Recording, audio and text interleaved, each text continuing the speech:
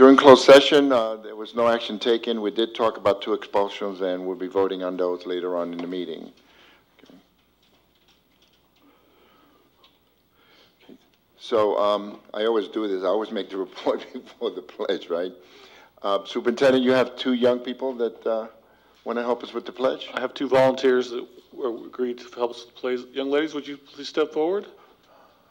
Angela, can you help them? By young, is anybody under 60 to me? Okay. Here we go. 2 of our Lincoln students. They want to do it together. All right. You want to let us know who you are, or you want to do that after they do the pledge? Hi, my name is Bernice, and I'm in 6th grade, and I go to Lincoln Elementary. Hi, my name is Alondra, and I am in 3rd grade, and I go to Lincoln Elementary. All right. Now, see the flag right there? Okay, we need to face the flag, and then just tell us what to do.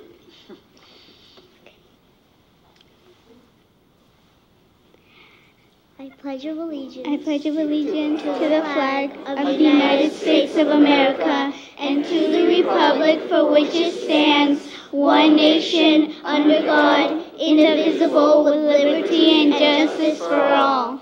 All right, thank you. Good job.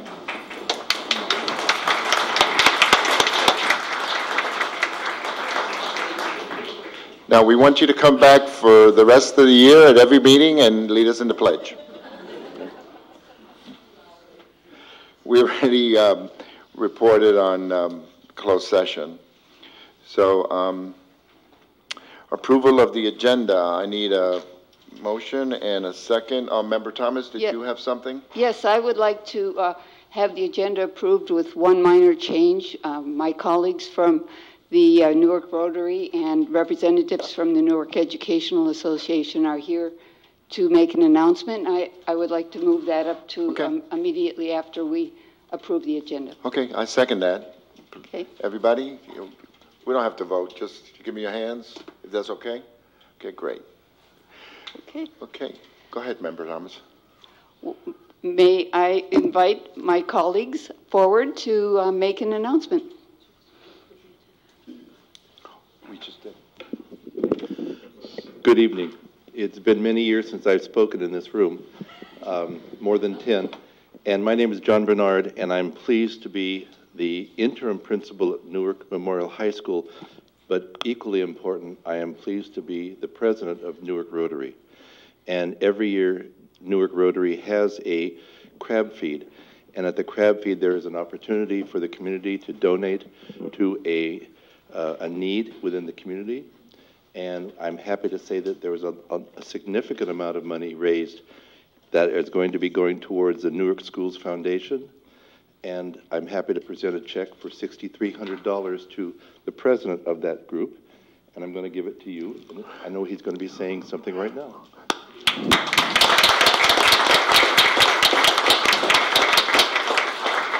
So, Mr. Terrence Grandel, would you like to introduce yourself? Yes, oh, you just did it, but I'm happy to do it again. I'm Terrence Grandal. I'm the president of the Newark Educational Foundation. We are working hard to raise money to help children. Where we focus our efforts on science in the schools and helping to subsidize the science camp. Also, an important focus of ours is music in the schools. So I want to express our appreciation to the Newark Rotary Club, which I'm happy to be a member of, and their generous contribution to this to the Educational Foundation. This money will go towards instruments and equipment at the elementary school band that the foundation is supporting. We hope to be able to expand the program further with more instruments and more donations. So I do have two of our board members here, Athena Salazar and Jim Carter, who is hiding in the back. Just wanted to bring that to your attention. We also have some board members from the Newark Educational Foundation. So foundation is active and alive, and we want to continue to raise even more money to do to do things to make Newark schools even better than they are. So, Could you ask them to stand so we can recognize them, if you don't mind? Dean is standing here, and Jim's in the back. Okay, excellent. Thank you. Thank you.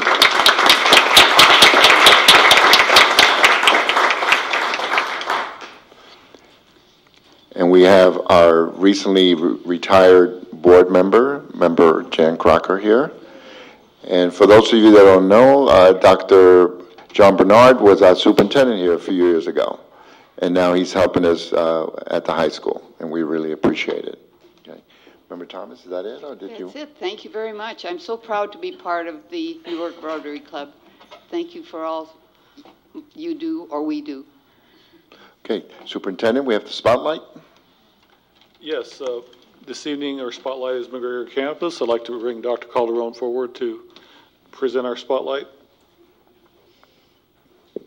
Thank you. Good evening, President Rodriguez, Clerk Thomas, new members, welcome, and of course, Superintendent's Cabinet. Thank you for the opportunity. My name is Julianne Calderon, and I serve as your Principal of Alternative Education for the Newark Unified School District. So we have here the logos of all the programs that are housed on the McGregor campus, and our logo for all of our programs is one size does not fit all.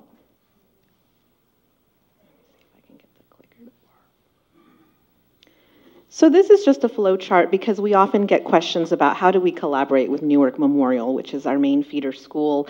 And this should actually say Bridgepoint and Crossroads. And so the communication between the counselors at both sites is very good. It happens by phone, it happens via email pretty quickly within the school day. One of the changes that I implemented when I began was to get rid of the paper applications that we used to do, just because to me it felt like a lot more red tape, and I wanted to expedite those transfers for parents to be able to simply, talk to their counselor, meet with their counselor, and make that transfer as needed. And so once that call or email happens, then there is a meeting with the entire family, parent, guardian, and student, meet with me and our counselor to talk about either the program at Bridgepoint or Crossroads. We take a look at transcript and kind of plot out potential classes. The enrollment paperwork is returned. Our counselor creates a schedule, and then all of our students at Bridgepoint, and hopefully next year for Crossroads, attend what we now do as a mandatory student orientation. So they spend about an hour with the counselor, kind of reviewing our mission, vision, and school-wide learner outcomes, talking about our PBIS motto, talking about expectations, reviewing credit requirements, and basically kind of getting them acclimated a little bit better than in the past when students would just come in on rolling admissions and sometimes not get that transition. So I know one of the areas for growth was to make that transition go much more smoothly. So a snapshot of the first of our programs, one of the largest at the McGregor campus is Bridgepoint High School. And at this point, we are at 105 students as of today. That number will probably change after next Friday, which is the end of our third academic quarter, because we have more students coming to us from Newark Memorial. But this is an increase of 25 since last year's report. We have 14 sophomores, which is a grade that we wanted to grow. I think historically, the referrals to alternative education have been juniors and seniors, but we find that the sooner a student can get to us to recover credits, the sooner they can return to the comprehensive site to complete their academic time in Newark Unified at Newark Memorial.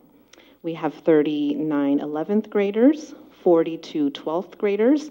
That number does include the members of the transition program. They are the severe adults from our district who continue to work with us until the 22nd birthday. Not surprisingly, in keeping with most alternative sites, the majority of Bridgepoint students are male with 65 and female students 40. So I'm really excited to share with you the revised and updated mission, vision, and school-wide learning outcomes. The WASC self-study is a process that really has affected Bridgepoint, I think, in a very positive way.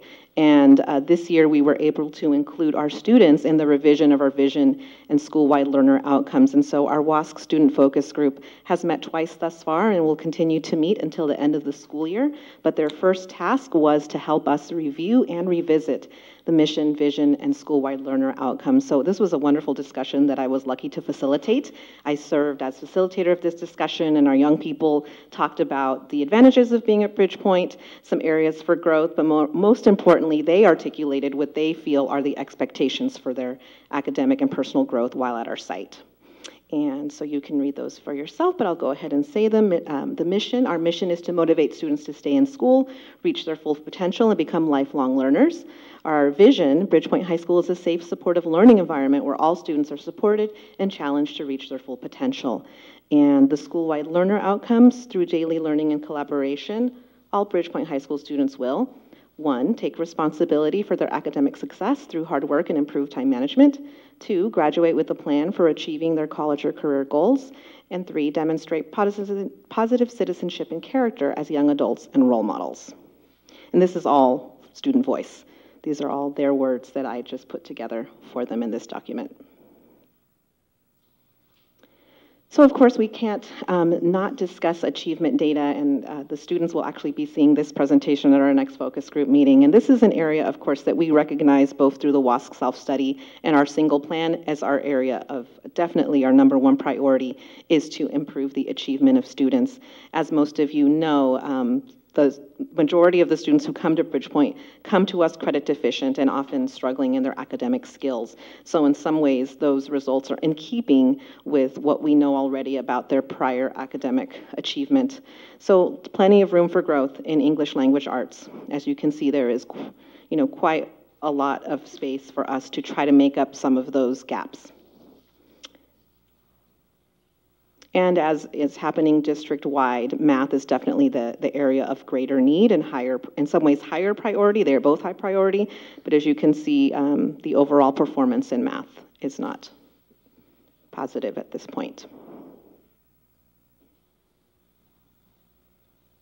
So how is it that we are implementing our vision?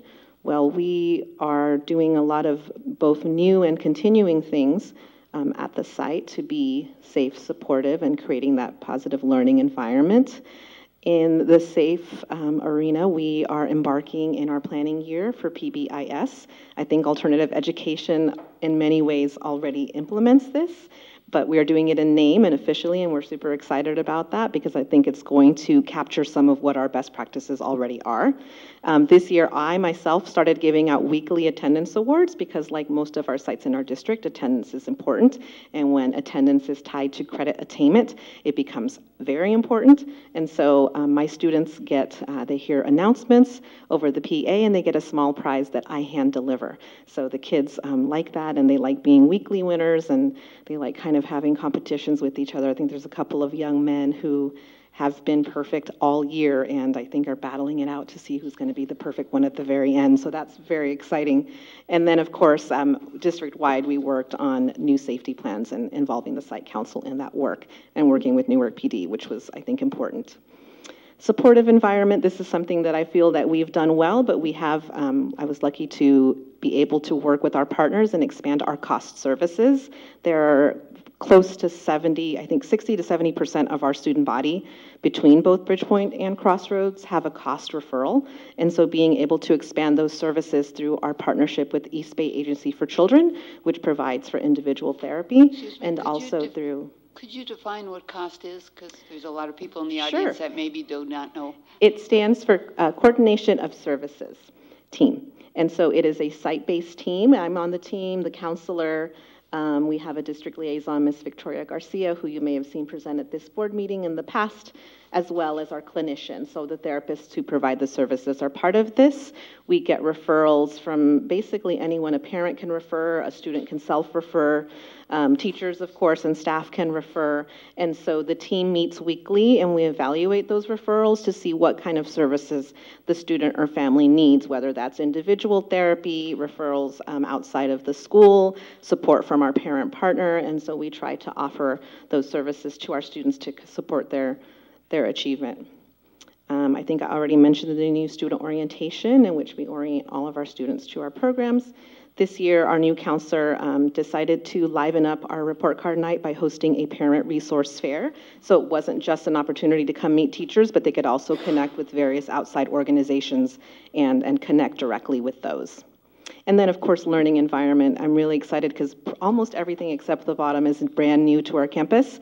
So we are this year having, of course, you know, in collaboration with our WASC visiting team, we are doing individual learning plans. And so every single student has an individual learning plan created when they have their intake with their family, and that's updated quarterly, and that's part of our new senior progress meetings, because we want our students to know where they stand, know what credits they still need to earn, and feel that they have some control over their path and their progress. I'm very, very proud. You may have seen this on Twitter. We applied for the Hamilton Education Program, and we got accepted.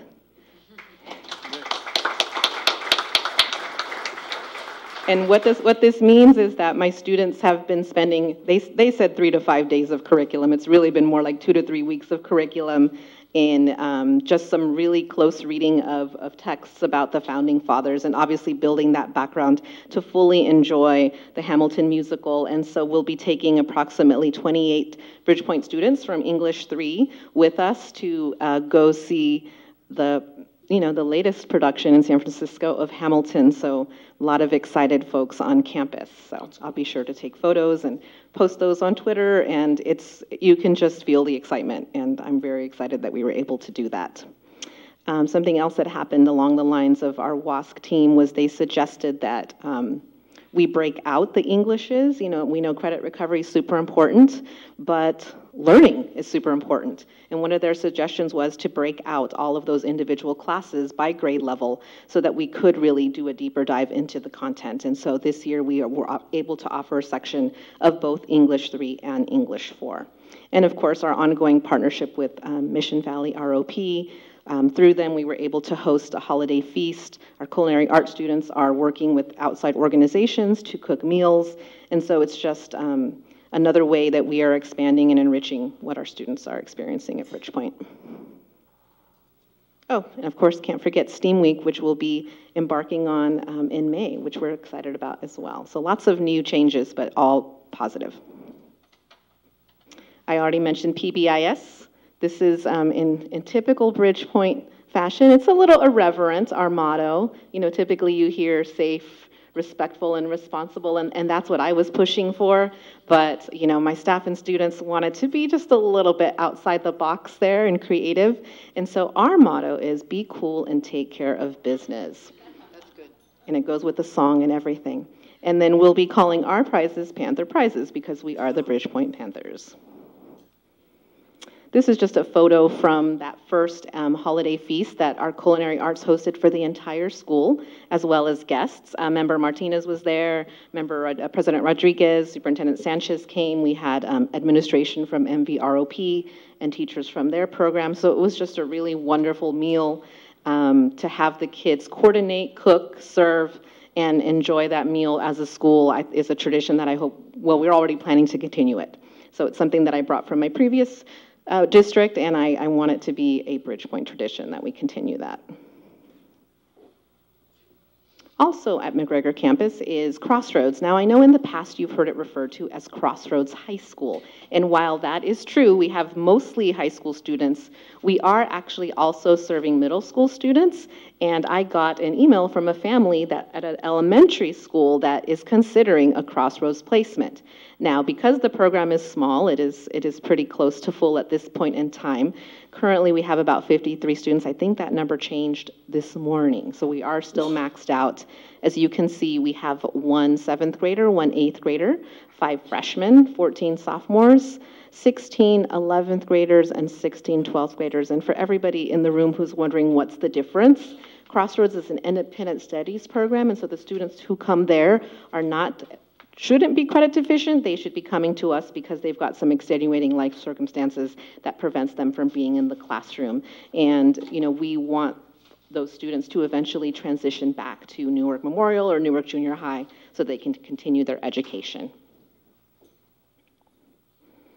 This is their achievement results. Similar to Bridgepoint, again, many of our Crossroads students face emotional and physical health challenges that have gotten in the way of their attendance in school, and so unfortunately that's led to some skill gaps and performance gaps. So those are the English language results there with 7% of students at proficiency. And then in math, exactly what we see at Bridgepoint, where math continues to be that high priority area. One major change this year is that at the request of WASC and their recommendation, we are now doing joint professional development once a month, Crossroads and Bridgepoint. We also collaborate at times with Newark Junior High and Newark Memorial, but at Bridgepoint, they are doing joint sessions, and so some of the topics have been growth mindset, increasing student talk in the classroom, academic language, and we are hoping that next year we'll launch school-wide writing.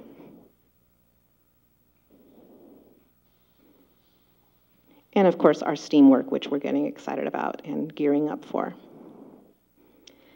And finally, last but not least, we also serve our adults in our community. And so there are approximately 300 students enrolled this year. That includes summer ESL. I was informed that that's actually 315. It was updated today. Some of the new courses that we're offering, this was based on student request. The ESL students were saying that they wanted more rigor, and so we listened to them, and so we're now offering, in addition to the multi-level ESL, we're offering a separate listening and speaking course and a separate reading and writing course to build those specific skills. We also brought back citizenship as a monthly workshop. This was something that was consistently requested, and so we were happy to be able to bring that back, and it's been a very popular offering. And I just want to thank you. There are a lot of events that I would like to invite our board and our cabinet to. Bridgepoint's WASC visit will be on Cinco de Mayo at 3 p.m. So I hope that many of you can join us to meet our team for this year and then speak with them. Our STEAM showcase for both Bridgepoint and Crossroads will be on Thursday, May 23rd, 6 p.m. And of course, we'd love to see all of you at our graduation. This year, we are doing the adult education in the evening for the first time in a long time. It'll be on June 5th at 6 p.m. Crossroads graduation will be at June 11th at 7, and concluding with Bridgepoint's graduation on June 12th at 7 p.m. Thank you. Thank you. Thank you.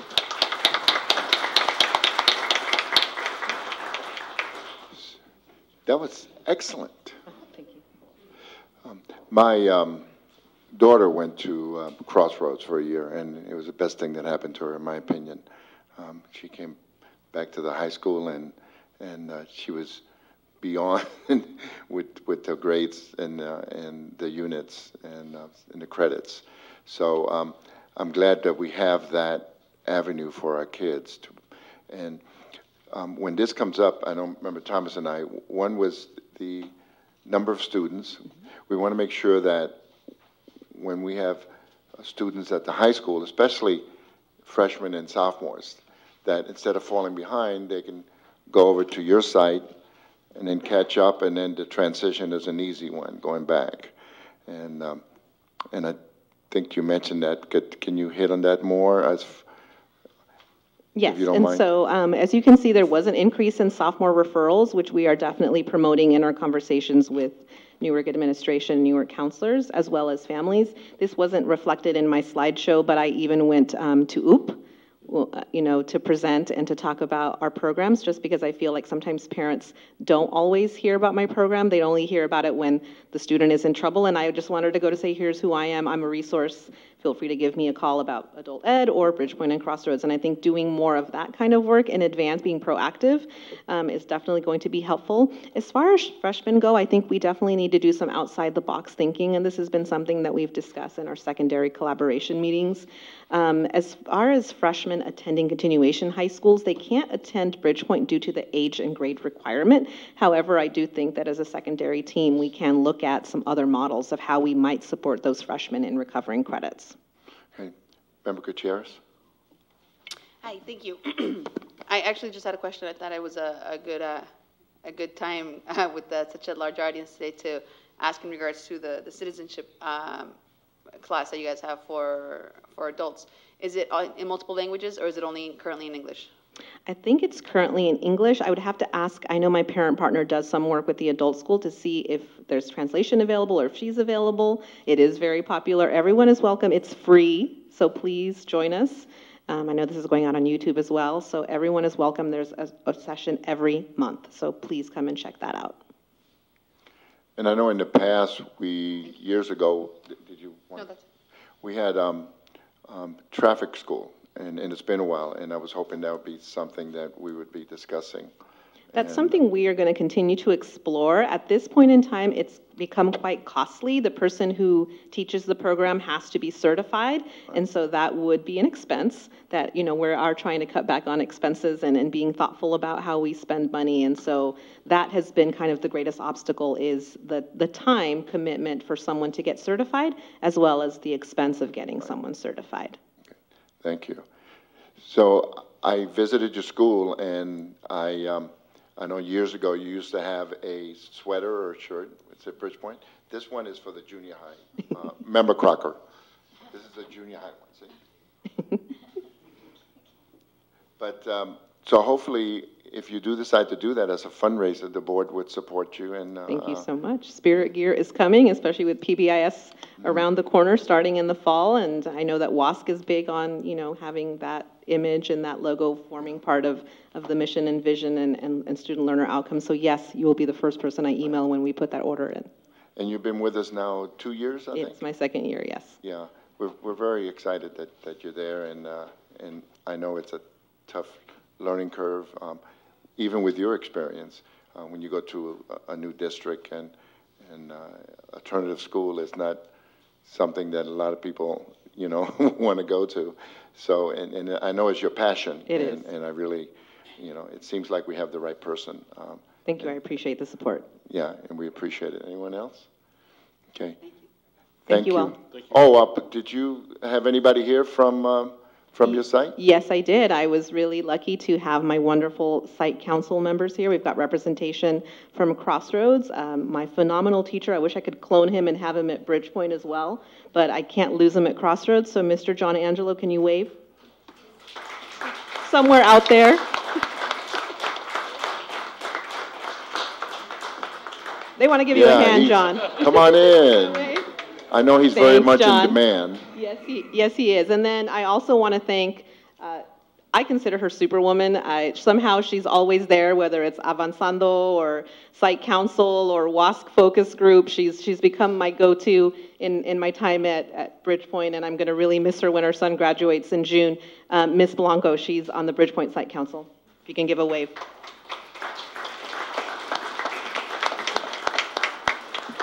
I'd like to clone her too.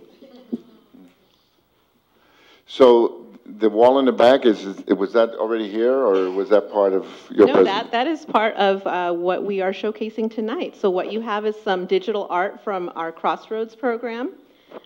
You also have poetry, research projects, and art from Bridgepoint. And what I want to say about the research projects is in English 3 and 4, the opening assignment is for students to reflect on their educational journey and to really narrow down what has been an educational obstacle, and then to go into what the research says about that obstacle. And so they've created some posters there about that. And those are, like I said, they're all personalized. So a student picks something that they themselves have experience with, either they themselves or their families, and write an essay and also put together a presentation about that educational obstacle. So those are back there. That's great. And again, Member Thomas and I, over the years, we appreciate the way you work with the other secondary sites on making sure that the transition is smooth and that everybody supports each other, and that's all a positive. And the adult school, because that's something that we've talked about a lot recently. And I was amazed that 315, is that what you said? Yes, as of today. Yeah. Got the numbers up to Go ahead, Nancy. I'd just, excuse me, like to add that I really enjoyed the WASC visit that I attended, and I plan to be there in May, on May 5th. I look forward to it. Thank you. It's a very excellent day to have that, Cinco de Mayo. Sí. Right? Okay. Anyone else? Superintendent? Okay. Thank you. Associate Superintendent? I know you had a lot to do with this, and I appreciate it. Oh, she did everything, right? Okay. Thank you, and thank you for your staff and your teachers and the way you treat our parents. It's a tough transition when your child moves from the high school over to the alternative school, and you seem to have a way of making that happen in a positive way, and it's appreciated. Thank you. And thank you very much. Okay, thank you.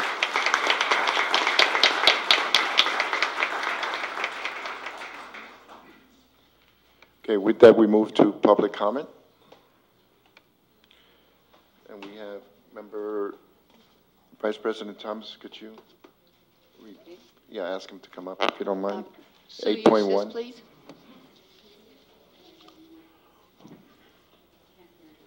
Ms. Eustace.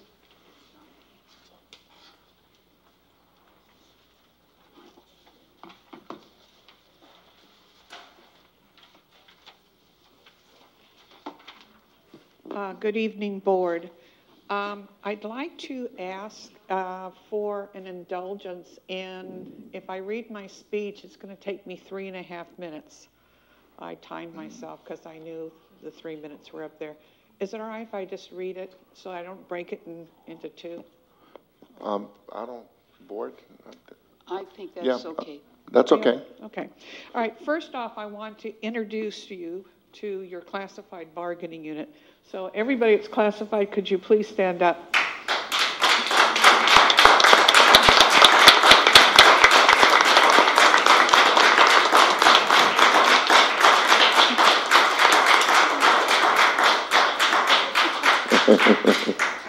So I'm speaking, coming here and speaking to you tonight really does not give me a lot of great pleasure. I have worked in Newark Unified School District for 42 years. I have over 30 years experience at the negotiations table. I've seen a lot, but I've not seen anything like I've seen this last year. This last year, when we went to the table, we believed that we were not given correct figures, budget figures.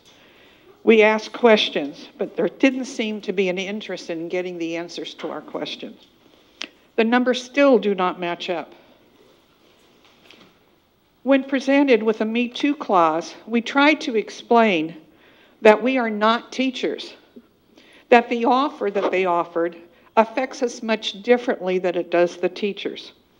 We appreciate the thought that the district believed it was a fair offer, but it is not. We explained that our needs are different. There appears to be absolutely no interest in talking about our needs. The district, it was the district's way or no way. I have never been through negotiations like these. There was no interest in hearing us at any time. We had trouble getting dates. You have to understand, many of our members can no longer live in Newark or surrounding cities. You must ask why and think about it for a long time, because they do not make a fair wage here. They have all had to move out of town, taking their kids with them, which has hurt us even further. They travel hours to get here, and then they have to travel hours to get home. The health care continues to increase, but the money set aside for our health care does not. The district is having trouble getting subs for food service, childcare, custodians, paraprofessionals. We can't even hire maintenance men that are willing to come here and work. You need to think about why. It's because they don't make a living wage here. The district is not paying a fair wage. When we can't get sub, it forces our members to not take their breaks, sometimes not even take their lunch, because they care about the kids, they want to make sure they're cared for, and they want to make sure they're taught.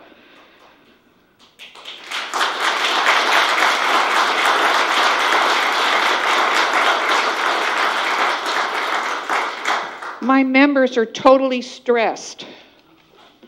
Some are getting sick, others are getting injured on the job. We even have people not getting along with one another, and after talking to them for a long period of time, I understand that it's because of the stress in the environment that they're in because they can't get the job done in the time that you're giving them to do the job. The district is contracting out many of our jobs in the maintenance department. Why? Because we can't get people to take the jobs here. Why? Because we're not paying them a fair wage. We felt totally disrespected at the table. All we heard week after week was the district had no interest in making any other offer but the one that was on the table. So yes, we did take that offer back to our membership. And we recommended a yes vote. And in some cases, I had to even try to argue why we did make the recommendation. On Monday night, our members have spoken very clearly. Their answer is no. They want a fair wage increase, and they want assurance that their health care needs will be protected. We are willing to go back to the table, but the district needs to make a reasonable offer. We, as a CSEA bargaining unit, hard worker here in Newark, deserve that. Thank you.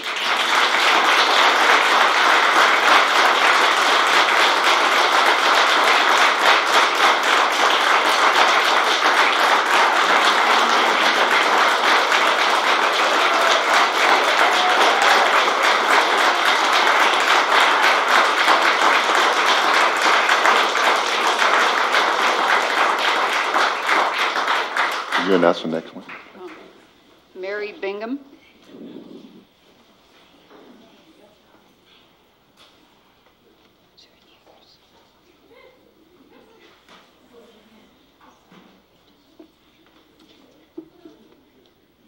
My name is Mary Bingham, and I serve on the negotiations team for CSEA Chapter 208. I wanted to express my disappointment with how the negotiations went. CSEA and the district began their negotiation of pay and allowances as well as health and welfare in October 2018.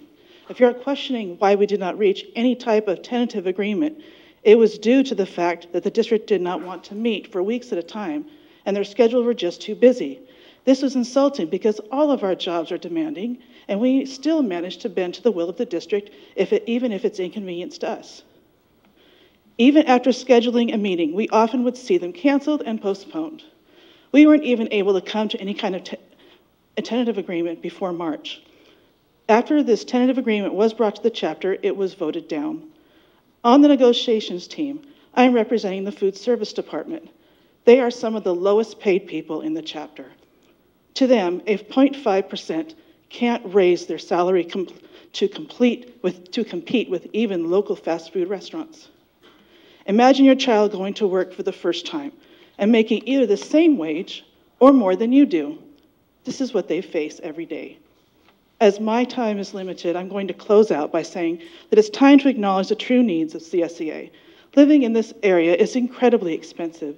Even a gallon of milk has doubled its cost in just a few years. Now is the time to give CSEA a livable wage.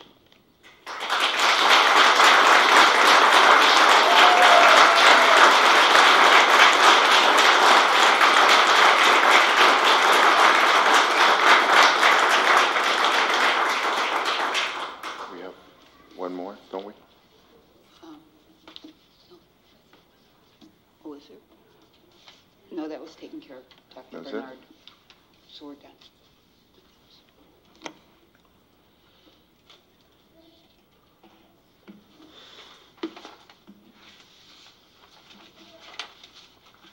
Okay. We have these cards that you fill out if you want to approach the board on agenda items as we discuss different agenda items, and then this was just public comment on any item or on anything, actually, because it's not on the agenda. Okay. So moving forward, go to the superintendent's report. Superintendent Sanchez. Thank you, President Rodriguez, members of the board, ladies and gentlemen. I want to start this evening with Lincoln Elementary recognition. I'd like to start by asking Principal Angela Ehrlich to step forward, and anyone from the Lincoln Elementary site that's with her this evening, if you guys would step to the podium.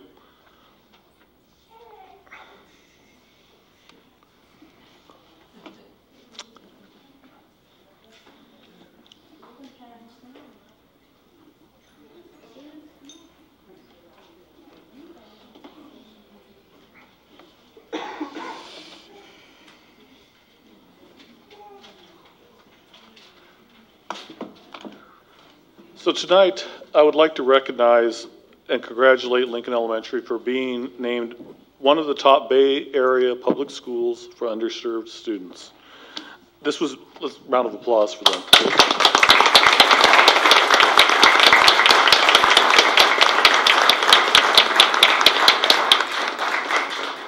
This recognition was based on your school's strong results in English and or math for low-income African-American and or low-income Latino students in the 17-18 school year. We want to congratulate and thank you for your hardworking team. This recognition shows how the tireless work of your certificated and classified staff, your strong parent involvement, and your wonderful students, all their hard work is to be applauded. We know that the report will be released publicly in April, followed by an event where your school will be honored on Saturday, April 27th. But we wanted to congratulate you here as well. But I wanted to take a moment to present you all with the certificate and invite you up to take a picture with the board. And we're going to present you with the certificate of recognition.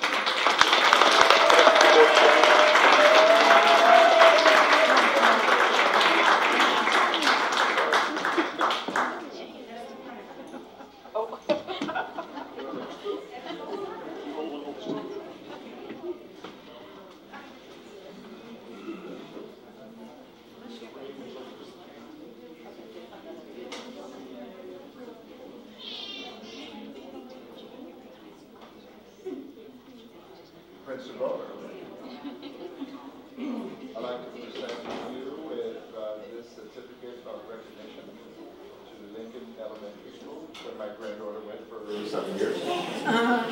And on behalf of the board and a very proud and appreciative community, we appreciate everything that's being done at Lincoln, and now other people are recognizing what you're doing. So if you could just say a few words, if you don't mind. Okay, oh, picture. Everybody, look.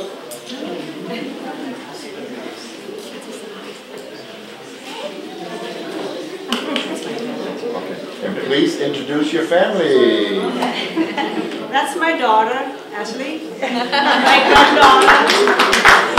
My son, my daughter, my grandson. My other daughter, my granddaughter, and my husband, where is he?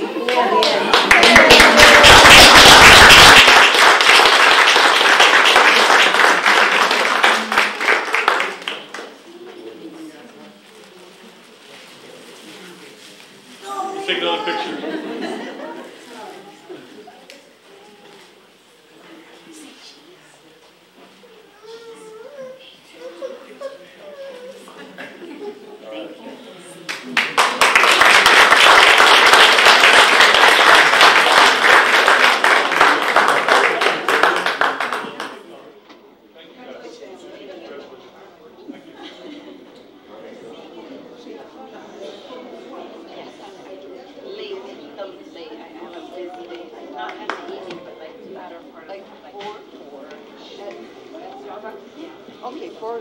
Okay, we need you to say something. Board, I would like to thank you so much for this honor. But you know, it takes a whole entire village to raise our children. And this could not be possible without my dynamic staff, my dynamic students, and also my fantastic, fabulous parents. So I'd like to thank them all. This recognition is for all Lincoln community. Thanks to all your hard work, staff. Thank you. You guys are awesome. Parents, you guys rock. And students, go Lincoln Leopards. Oh, Principal Ehrlich, can you wait? Can you wait just a second? Years ago, Principal Pam Hughes moved over to Kennedy as she was asked to, and we had a big void over at Lincoln Elementary, and you know, the committee and you definitely, you know, outperform everyone. And how long has it been now? 6 years. 6 years. And we're so fortunate to have you as one of our principals of the district, but especially at Lincoln Elementary. And great things are happening there, and it's because of your leadership, and we really appreciate it. Thank you so much. Thank you. It's an honor.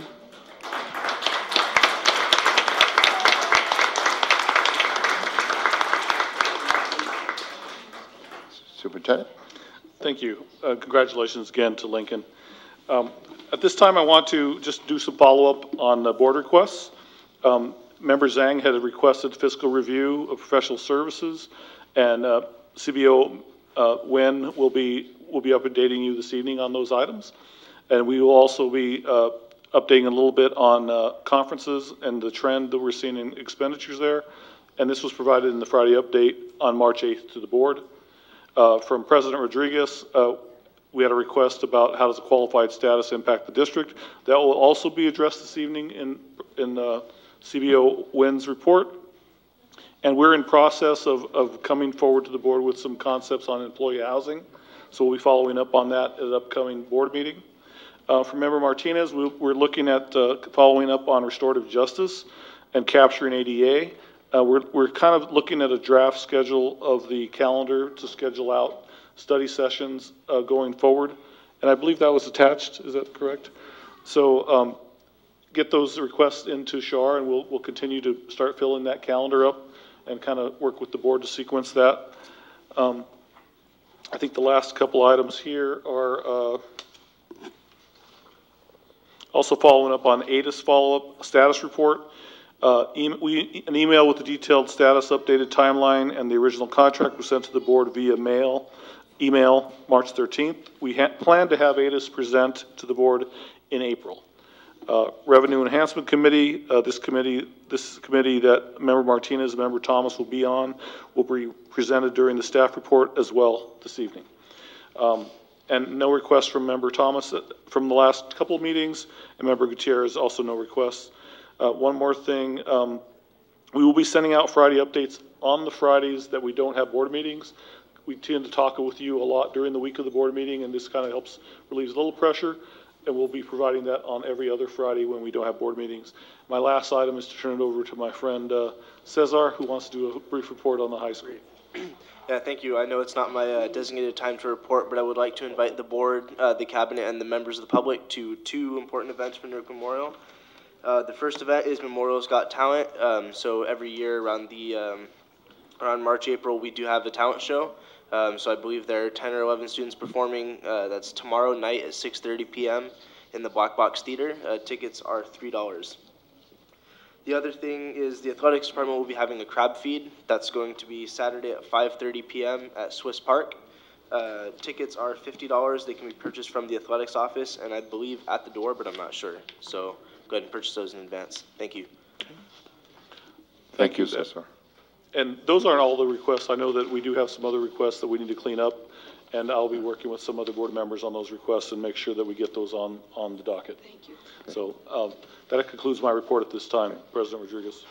So on my request for the qualified status impact, that's something the whole board actually wanted. It'll be in the report this evening. Right. And then the other thing on employee housing is something that it seems like the majority of the whole board is really interested in that. And I know Member Thomas and I have, you know, over the years have wanted to push that forward. And Member President Rodriguez, part of this is we're just trying to really tighten up the process so we don't lose anything. Right, and I appreciate that. So it's really more something that we're trying to make sure we manage those requests and get them taken care of from the board. Okay. Thank you much. Okay. We're moving into, staff report. So we asked the audience if you could tone it down a little bit, if you don't mind, so that we can hear the report. That's going to. Do we have a speaker on this item? Okay. I'm sorry. Mr. Noob, did you want to speak on this? Yes, please. Okay. Good evening, board and staff, superintendent.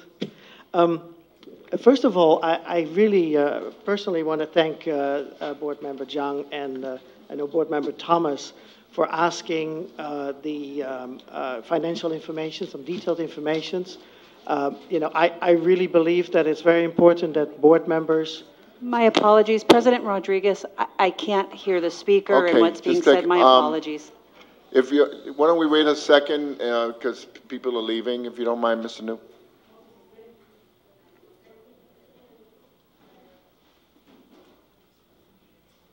Okay, if you're staying, just it's courtesy, please, so we can hear our speaker or our gentleman that's speaking to the board at this time, Mr. New. Plus, I have the 3 new minutes, so. Uh-oh. You're too tough. You've got 2 minutes left? I got 2 minutes left. Oh, my goodness. Okay, well, I can finish it in 2 minutes. It's not a lot of stuff. But, you know, the nice thing about having a fiscal recovery plan is that the public would want to see that on the agenda in a package, because now it's sort of like a Perry Mason, right? The lawsuit is there, and the criminal is going to be convicted, but on the last minute somebody runs in and says, I got the final papers here, and it's all different, the guy is free or whatever. The public wants to see that plan and look at it and then comment it, because there's nothing to comment on. So one thing is I appreciated that, you know, the district states, they did everything in their power to look at the contracts for services. Can we restructure contracts? Can we get any money out of that? I appreciated that educational services looks like at programs saying, is there any program we can cut that's not, you know, funded by a grant or that's a mandatory, you know, slot? And, well, I think the result is 0, and that it just baffles me. You know, is there nothing we can cut? I understand we have to cut FTEs to make big dents in the budget. But even if we can cut $100,000, $200,000, $300,000, it's the principle here. You know, we want to be really fair to wherever we can get the money. So again, it's so important to do that extra effort, and even if we can, you know, keep 1 FTE, because we find some educational program that can be where the amount of money can be flexibly allocated, we win. And you know, I think it's important to look at that. So thanks. Thank you.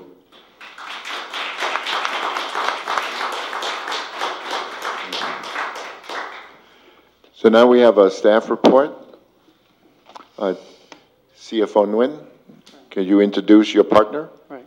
Thank you, Mr. Rodriguez. Tonight, we're going to talk about the fiscal accountability, fiscal recovery, as well as the service and operating expenditures report. So I have here with me Beverly from Rodland Services. She's going to cover the fiscal accountability as well as fiscal recovery report. Thank you. We may want to pause to allow everyone to get a copy of the documents.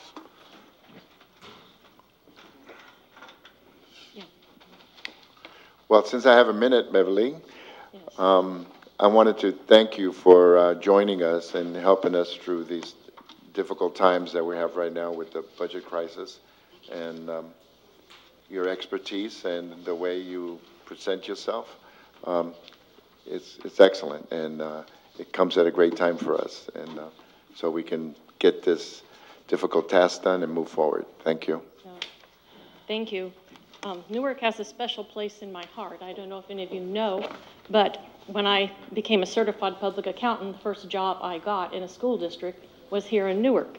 I worked here for 3 years, and it was at the beginning of when you started declining. We increased for 3 years, and after I left, things changed.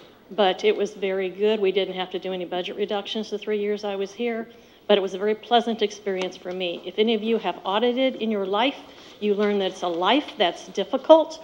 You work 7 days a week. You're in different spots. So coming to Newark was a great, pleasant part of my life. So I very much enjoyed it. I'm going to start and want to look. Does everyone have their presentation? Yes, we do. Thank you. Okay. President Rodriguez. Point of order. If we want to let everyone know, there's a complete packet, so if everyone wants to grab a set. There's a set back there. There's kind of stuff there, so if we need to make more copies, we will. Okay. Now, we didn't have make plans for a translator in case we needed it. But if somebody needs it, would that be possible? Yes. Okay. Yes. And let me, if I may, while people have a chance to grab copies, part of why you see the plan this evening and not in the packet is staff has been working on it up until right before this meeting. And these recommendations are, as we move towards the next interim report, the board will be looking at options and decisions. So there'll be plenty of time for saturation and viewing of this recommendations after tonight's meeting. So there's plenty of time to look at it now, but I felt staff needed some time to pull it together, and we didn't want to disrupt that. So it'll be posted as a supplemental document post this meeting, and it'll be available to anyone. Okay. Para ustedes que hablan español, si quieren, tenemos personas que pueden explicar todo en español. O si quieren, puede hablar con el superintendente y hacer una cita para ustedes para que alguien le pueda explicar lo que estamos hablando, porque esto es muy importante. Gracias por su atención. Thank you. Gracias. Go ahead. Okay. Superintendent Sanchez, President Rodriguez, honored members of the board and executive cabinet. Tonight, we were asked to prepare, Ryland, the company I work for, and Terry Ryland worked directly with me on this presentation, and we worked with various members of WIN and the superintendent and the executive cabinet on this. So there are a lot of ideas in here you may have heard before, but we wanted to have it in one place for you. One of the things I want to go through is your district has been in decline for a while. You know, it's not something that came overnight. It's been a while. Declining enrollment districts, and they're happening all over the state right now, have certain strategies that need to be there for them. And your district really hasn't adhered to a lot of it. You've had a lot of special reserve accounts. You've had separate monies that, from buildings that you've been able to tap. And one of the reasons why the reductions this year were a little bit more severe than they've been with teachers is because the district hadn't made the cuts at the time your revenues went down. What should have happened in the past years, and we'll go through that, is whenever your revenue goes down and goes down for enrollment, which is the base of your funding in the district, that's when you need to make the cuts a little bit at a time, and that way you don't have to do anything devastating. And one of the effects comes to the classroom. And I know no one likes to touch the classroom, but when there's less students, you notice there was not a lot of protest when teachers were cut because there was very small classes throughout the district. And that was costing the district a lot. You couldn't do other things you needed to do during that time, such as give better raises because you had extra classroom teachers and very small classes. Now that is something that I give the board accolades. You've done something about, you've taken steps, and that's a very good thing. Another thing that's affecting you right now is special education. Once again, this is a phenomenon that's not just in this district. It's across the state right now.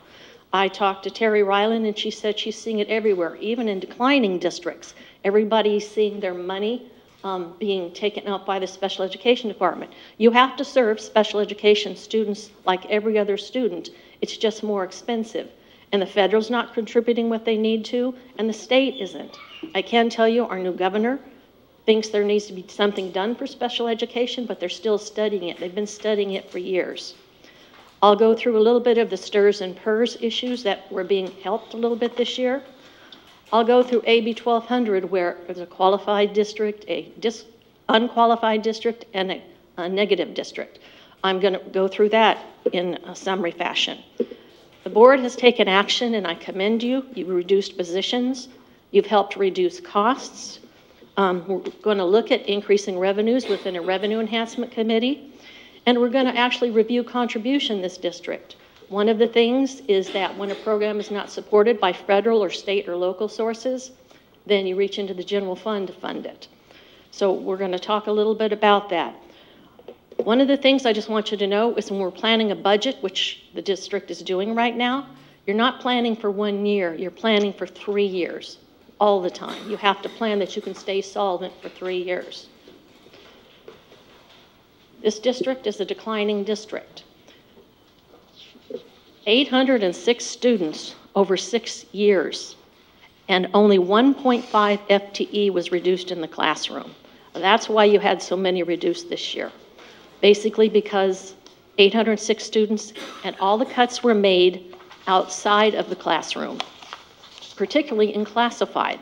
And that, to me, needs to be something that's not repeated. You basically still have the cuts going on in classified right now. So nothing is coming back. That was probably positions that need to be there, but that's something you've got to look at. The salary schedules and increases of one time, they have been made, but I can tell you from looking at your financials, you made them from one-time fundings, which is a problem. You have to make sure when you are giving salary increases, you do it with ongoing funding. The only way to keep supporting it is to use ongoing funding. You can't reach into a special reserve and expect it to be funded. That's one-time funding. The special education, which you must provide in your district, you've had increased enrollment. The last 2 years, I discussed this with 2 board members, and basically you went up 66 the prior year and 22 this year. That increased the services. A lot of these kids came in with services under their individual educational program, the IEPs, that they were already in private schools or needed special services. So once again, that's an increased cost to you that you have to plan on. And once again, I talked to Terry, and it's happening across the state. It's not just here. So it isn't a particular problem here. Yes. The slides, could we be doing the slides? Sorry.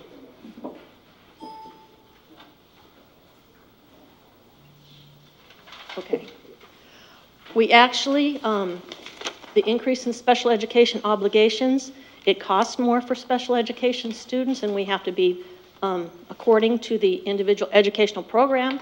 So we must provide the services. A lot of the kids that are coming in the district already have that plan, and it takes about 1 year to 2 to look at the programs, because one of the things that you learn in special education is you just want to manage the costs the best you can and be cost effective. The enrollment, this is an interesting slide. You can see in all but 6 of the last 25 years, this district was in a decline. So it didn't happen overnight. You had a few years where you were increasing. Now what we're planning is that your demographics show that you're going to have some increases coming after next year, possibly in next year. But that's the percentage change going on. You can see from about 96 to 99, definitely increases going on, but from that point on, the line is trending down. So that's just percentages of enrollment. So overall, the trend line is down, so that shows your decline over the years. Special education students continue to increase. This is just giving you the numbers. Once again, this is not unusual at this point. But one of the things that can be done here at the district is to look at each of the programs to see, are they the right programs for the child? You know, it was 684 for special ed across the board, and now it's 756. That's about a 10% increase in students, 72 students. Special day class students went up from 261 to 294. That's 33 students. Those are students across all of the disabilities at this point. And I have to say that, you know, maybe special programs have to be set up for certain types of disabilities. But I don't know if you know, special education works with other districts in the area. So sometimes a district will take a disability. Your SELPA, as they call it, needs to work with you on that, so make sure that they can open programs if you don't have enough kids. The goal is that we service the kids in the whole SELPA. The SELPA here hasn't done a lot of helping you with that. I'm not going to spend a lot of time on the STRS and PERS rates. You know they've been increasing over the years. But what I want to tell you is there's going to be a temporary reprieve. Supposedly, we were told in the in the January budget, that he's going to put some one-time monies outside Prop 98 into it to actually reduce it 1% for a few years. What this is, it's not certain. We don't know if it'll get funded at the May revision, but that he's told us he knows that's quite a lot of pressure on school districts. And during a time when the funding formula is basically flat at this point, you only get cost of living, that they're going to put some funding in to help the STRS, which is the teacher's retirement. You can see on the higher level is how it is right now. That lower level is if the proposal goes through. We all hope that proposal goes through and it will go well beyond 1 year, but right now we don't know if it's actually going to materialize. On the other side, the PERS rates are still skyrocketing. Literally, we weren't even told they were going to skyrocket this much, but for the we've given you out to 24 or 25, which is quite extensive. It's really going to continue increasing. Temporary relief, it's still going up. You know, STRS is still going to go up, even if 1% down temporarily. AB 1200. AB 1200 are the fiscal rules for any school district that they must abide by. You prepare a budget by July 1st. You're doing a first and second interim, and your first and second interim is planning the budget year, and it's planning the next 2 years. So when you think of your adopted budget, you've always got to think in multi-years. Whatever you agree on during that year, especially in negotiations, it has to be able to be supported for 2 years. The board is required to certify that, and certifications are actually positive, qualified, or negative. This district has had a qualified last 2 interim reports, and it will require an additional financial report that goes on this year.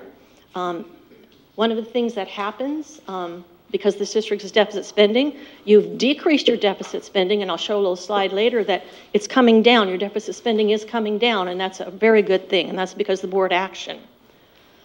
But the qualified certification here, and there's going to be more information in another package you have in detail, but I want to go a little bit over what it means right now. You could be assigned a fiscal expert. It could come from FCMAC. Sometimes FCMAC employs a local person, and it would be here. It would require additional budget analysis and multi-year projections. They'd come in and help the district prepare those reports.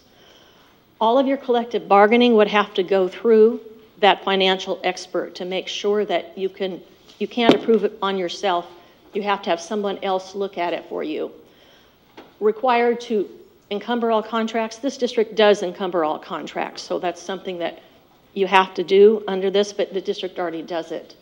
Also, if the district does not comply, they can withhold the superintendent's pay for non-compliance. So it doesn't affect the board, but it does affect the superintendent. I want to go over what happens with 3 consecutive qualified interim reports. There's going to be what's called now, it's a new rule, automatic engagement. They will look at 3 qualified reports, and the county has told us that a fiscal advisor will be assigned. We've been told someone from the county office is going to be our fiscal advisor, and in the report that supports this, you're going to learn what the name of that advisor is. But they could also assign an advisor coming from FCMAC that you would have to pay for. So that's something to be aware of. These are just the budget assumptions that were already presented to you when the budget was prepared, so that's just there for your reference. The multi-year projection, this is where you can see the good things happen. Your deficit is decreasing. The first year you see 1.8, the second year you see 1.4, and the third year you see 778. You're not through cutting yet. You're probably going to have to cut more, and it depends on the circumstances in the district. Yes? Just for clarification, in regards to the 3 consecutive, this is our 3rd one, right? Yes. So, okay, we are going to be assigned the fiscal advisor. The county says 88%. We only got 2. So we're in the second one? Yeah. Second, okay, yeah. Thank you for clarification. But Thanks. there's 1/3, where there's going to be an interim coming now, and it depends on if that's qualified. Got it. And we heard, the county told us 88% sure that we might get an advisor from FCMAC. Okay. But they're quite busy now, I heard. Yes. Thank you. Yeah, a lot of people across the state are having issues. We're not alone in this, people. Literally, many districts are in budget reduction now. The flattening of the formula, we're not getting the growth money. The end of the one-time money. So a lot of districts are in this situation. It's not particular here. And the special education is about in all districts right now. The board action, I think these are the commendable things the board has done. You can see in the history. When you do budget cuts, they really should be balanced. You share them between all of the bargaining groups, all the bargaining groups, teachers, classified, and leadership.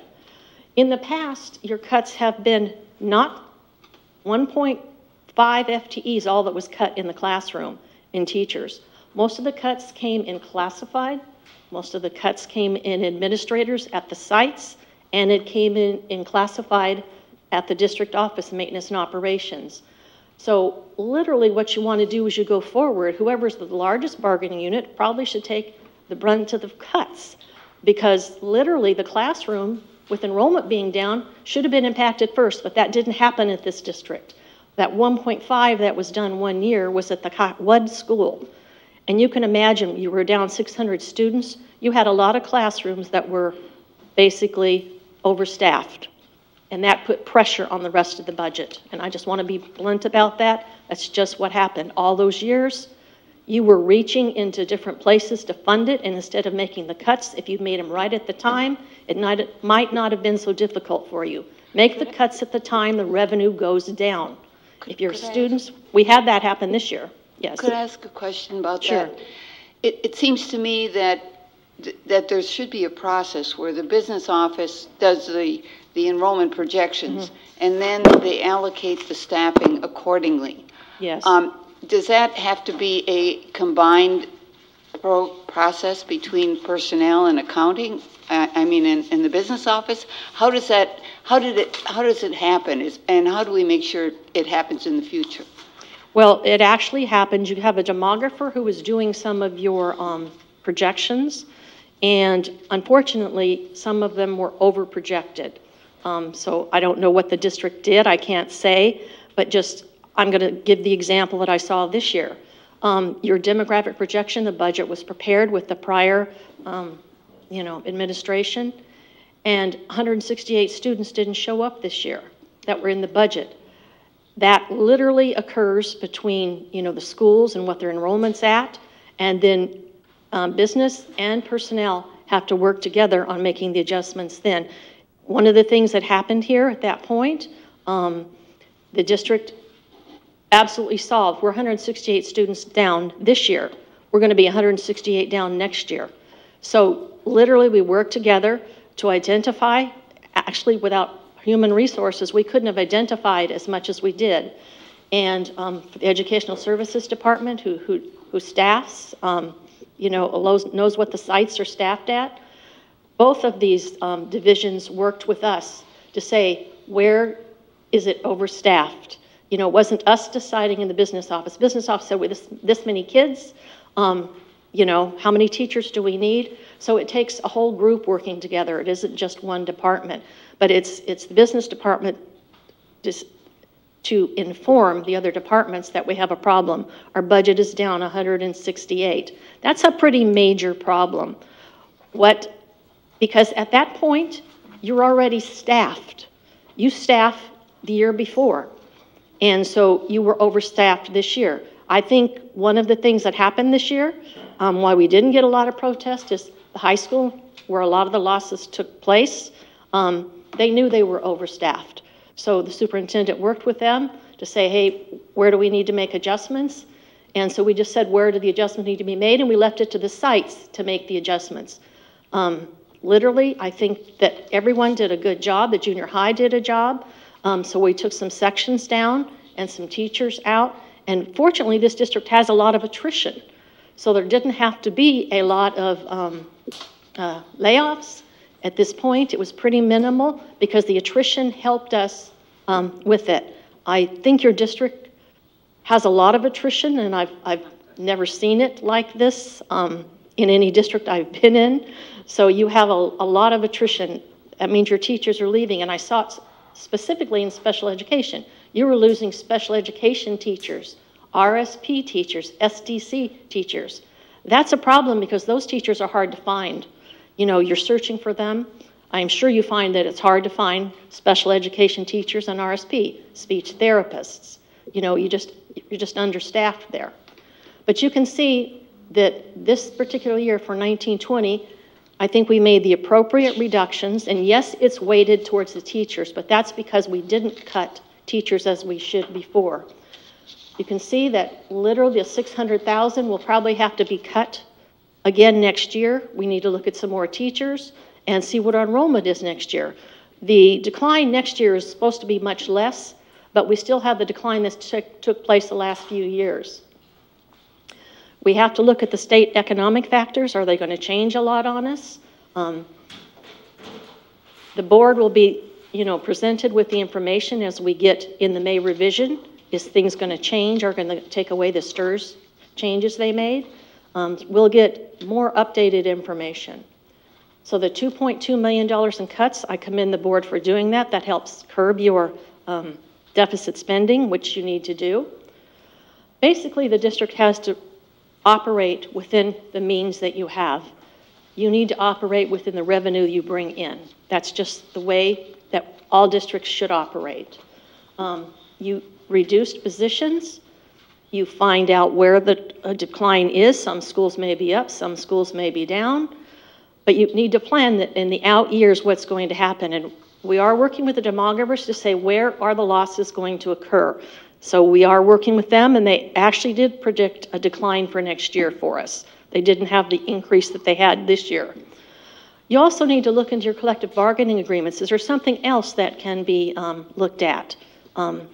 During your negotiations, that's something you can all look at, the collective bargaining. There was actually one of the things that we're going to recommend when you read the report is one of the steps we need to do, and Ms. Thomas actually suggested it for us, and we think it's a very good idea, is conduct program reviews from the programs we have operating in this district. Are we operating them cost effectively? We need to take a look at all of them. I know there's some programs that she has brought to my attention that absolutely are one of the first things we want to look at. You've been reducing general fund budget supplies and out-of-state travel. Part of the problem when you cut budget supplies, it's what I call a soft cut. They don't last because they're going to need the supplies. You do it, and it really doesn't materialize because they need the supplies. They need their paper. These things go on. So when you make soft cuts like that, I'm going to tell you, they just don't materialize. You're going to spend it anyway. I think one of the probably most proactive actions that the district can take is to look at bringing in revenues in any way possible. Looking to the city of Newark to help us pay our water bills. Facilities fees need to be examined and compared with our areas. Improving ADA to enrollment ratio, that's a really good thing. I don't know if you know, when a student attends 180 days, that's the only time you're funded fully for that child. So you need the kid to be there in their seats to learn, and so the district can earn the money. And if you just change 1% in the attendance factor, we plan 96 conservatively, you can bring 400,000 more into the district. So doing the improvement in attendance is a major factor to help the child learn and for the funding. The district could look at a parcel tax election. There's a window of opportunity right now for parcel tax election. One of the things in a parcel tax, I can say that happened to me in a prior district, is the public supported learning initiatives. They're not going to fund what we should be funding, but they will fund learning initiatives they get excited about. I mean, you will have a person come in, do a survey for you to say, will your community to support it? So it's worth looking into just to see, would our community support it? You don't go out and do it unless the community will support it. And you have a professional statistician look at it, and there are a lot of them out there that will help you with that. You can investigate savings through solar. That needs to happen. I want to talk a little bit about the contributions because this is affecting you, and it's one of the things I think. Your special ed contribution is at $7 million. That means taken out of the general fund, unrestricted, to special education. It's just my opinion, and I talked to Terry about it, the president of the company I work for. We think that's a little high for a district your size. that, maybe you just need to investigate. Are people in the program who maybe don't need to be? So it needs to be looked at, not, like an investigation, but are kids classified in the program who maybe shouldn't be? Maybe your costs are coming from outside kids coming in. Look at how outside kids come in. Your routine maintenance funding, you guys didn't make any cuts there, so that's going to remain at 3%. But you can see your special ed contribution is increasing to $7.5 million. To me, that's something you need to be looking into. The major maintenance account, there's nothing you can do. There was flexibility in the prior years. There's not going to be any going forward. What are the next steps? Could you go back to that slide? Sure. So why did it go up from 1.2 million to 1.8 million for the major maintenance account?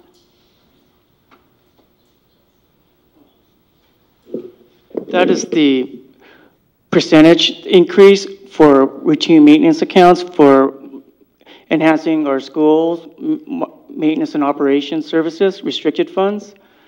So what is that percentage for, of our for expenditures? 17, 18, and 18, 19? I hope we're not putting more money into that account than the state's requiring us to. I believe in 16, 17, 17, 18, we did not fully contribute into the major maintenance account. It was under 3%. But we put what the state said we had to, right? I believe it was about 2.4, 2.6% in the past years. But going forward, we have to invest in 3%. That for seems major like maintenance a much account. bigger jump than, it just seems like a big jump. What is that percentage from 1.26 to 1.78? Again, this is the 3%. But 3% is based off of the what? Of the expenditures cost. No, our revenue, isn't it? Is In it 3% of our expenditures, revenue? it's similar to what we have to put in for reserve for economic uncertainty. I think the number does make sense because we're talking about going from 2.4% to 3%. So you're really increasing by 25%. That's probably around that number. Wow. Yeah. So from 2.4 to... Yeah, you're right. Okay, thanks. And a lot of districts use that flexibility this past few years, but they can't going forward. They need to fund it at full 3%. Yeah. And the only reason you wouldn't have to do that is because you have state funding and you have a bond. That's why you have to do that. We are really fortunate to have the bond because we did take advantage of that flexibility and we have been spending bond money for things that would have otherwise come out of that account, right? Yes. So your community was very supportive of you in that.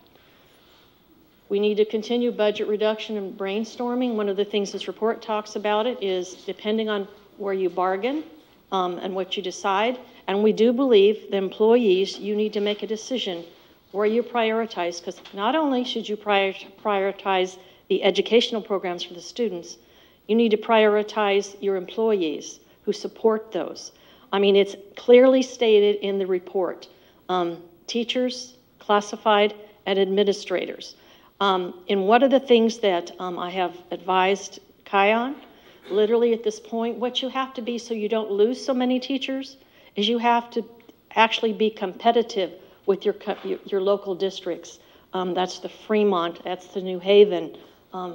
You need to be competitive so people won't leave your district to go. You train them and then they go to the district nearby.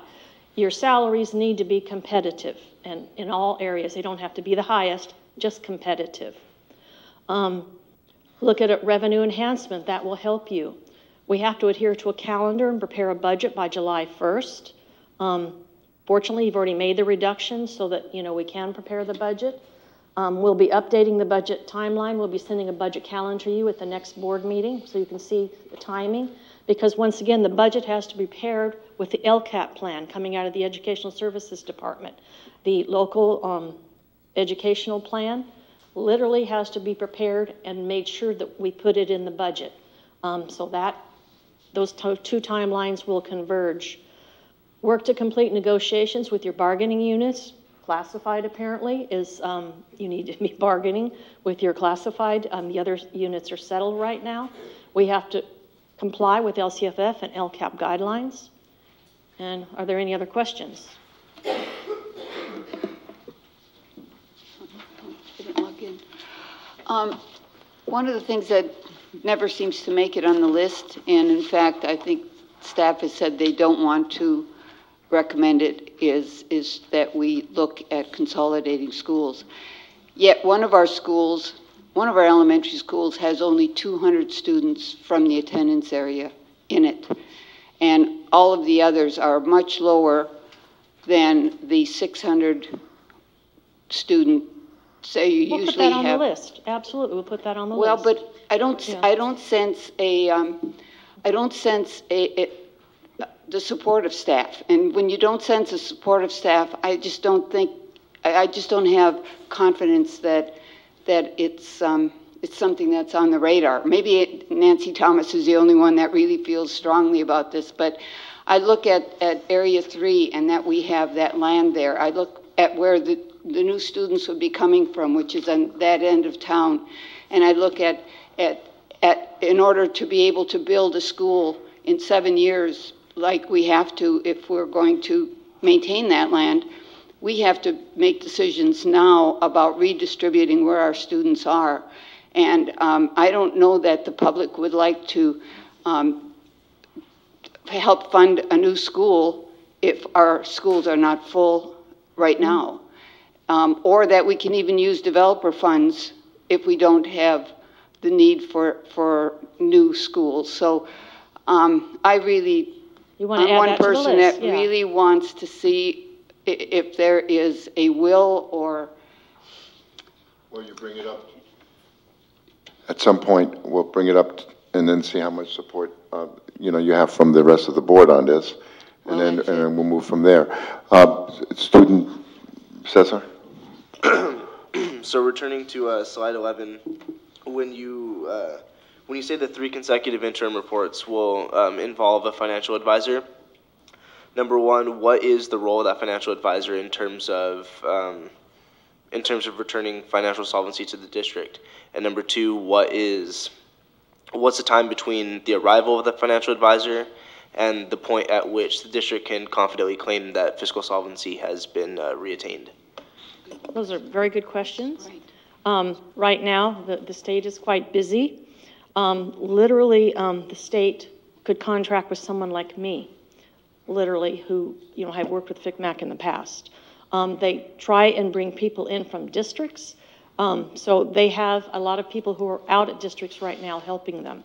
A lot of them are in bargaining challenges right now. And so they told us there's an 88% chance we'll have someone.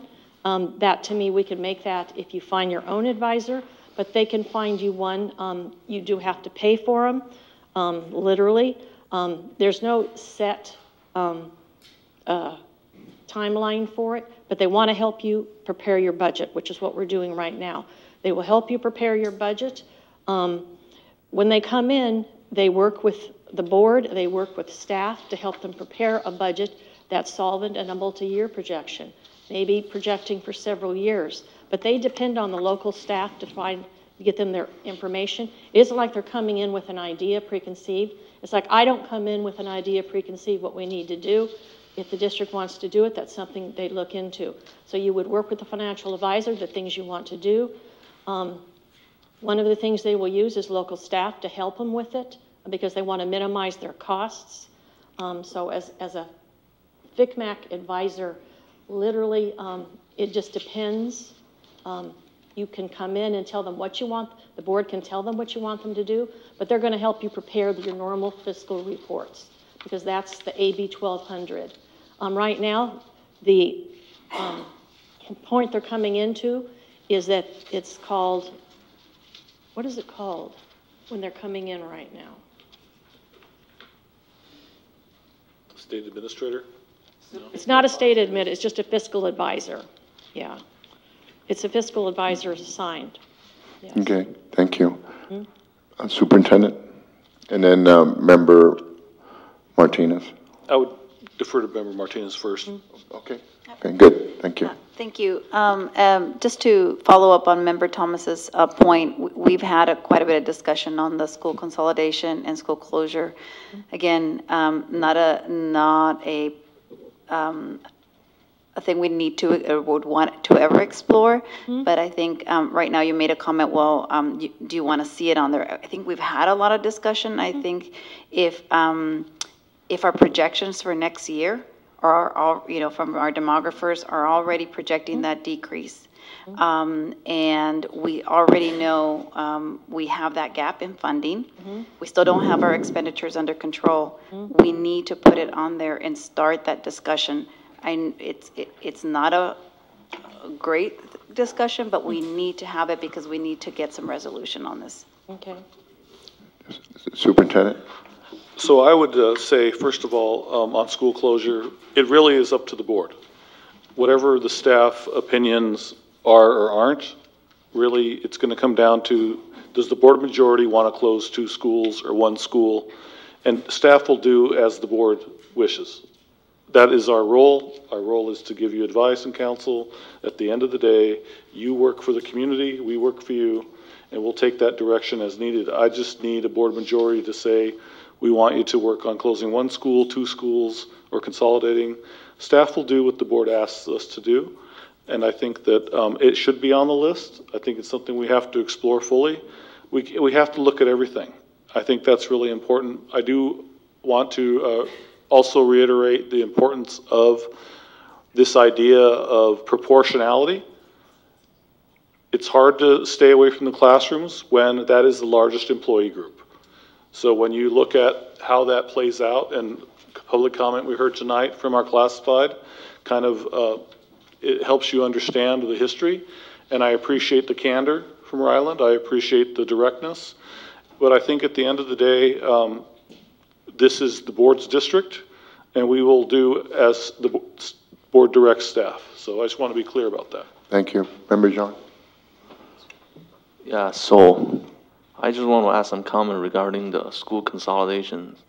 So I think right now we have a sort of a 7-year contract for the potential school site on the Stevenson and Cherry. I think any part of the discussion of school closing or consolidation need to bring that piece in as part of the comprehensive, whether that's involving any real estate swap or consolidating land or how we deal with the surplus land. And maybe that one will, maybe the other extra factor that we can bring into this comprehensive discussion is potential employee housing.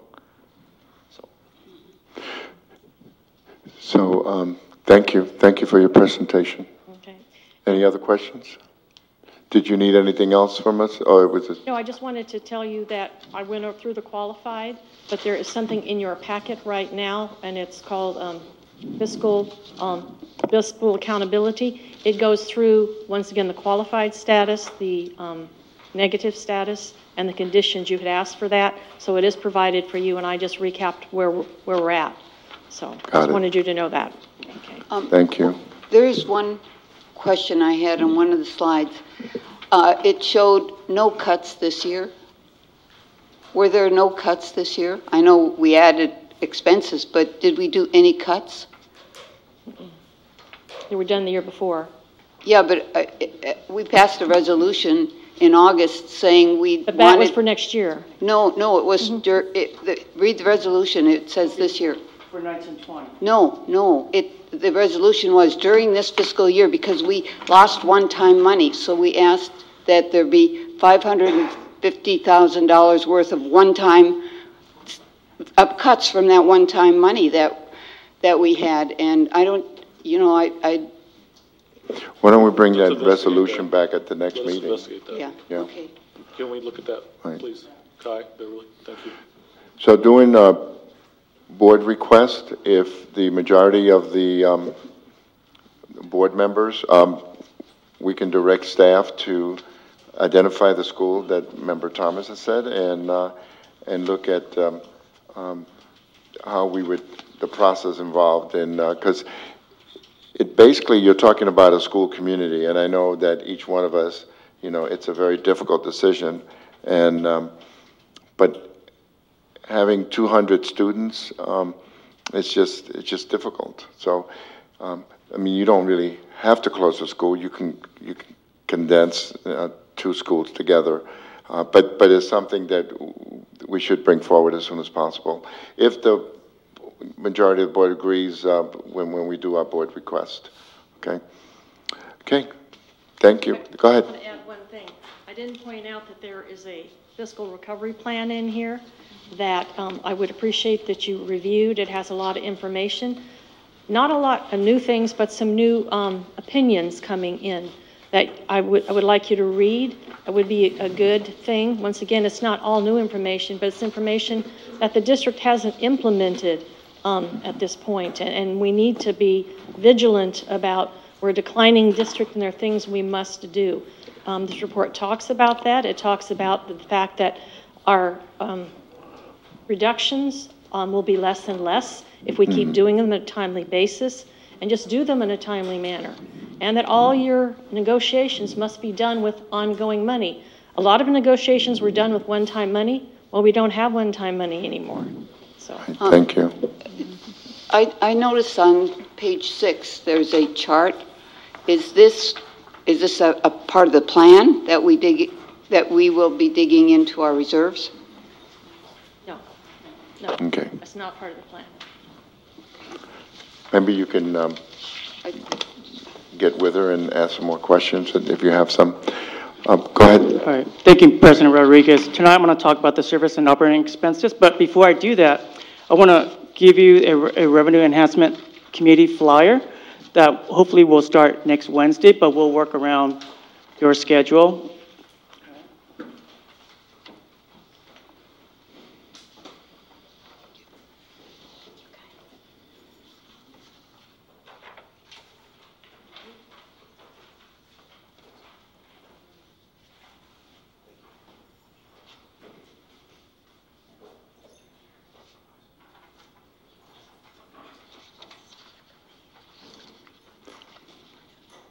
How much more do you have on the staff report? I'll make it quick. Okay, all right. thank you. But I would like to have Mr. Zhang present while presenting this. Can you, is he gone? He's gone for a few minutes. Can we move to, and then we'll come back to it? Is that okay? Sure. Okay. And since we're waiting, because it is important that all 5 board members be here. So we move to employee organizations. CSEA. Do you want to go first? I think I spoke enough. Okay. I'm giving you that time. No, you spoke very well. Anyone from NTA? From our teachers group?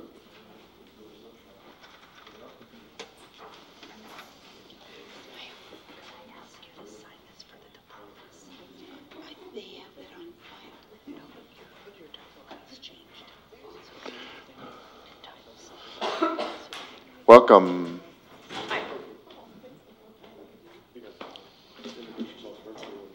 No, go ahead. You can start. All right. My name's Sean Abruzzi. I've been in the school district for 19 years, and we are with the bargaining team to do our sunshine our articles.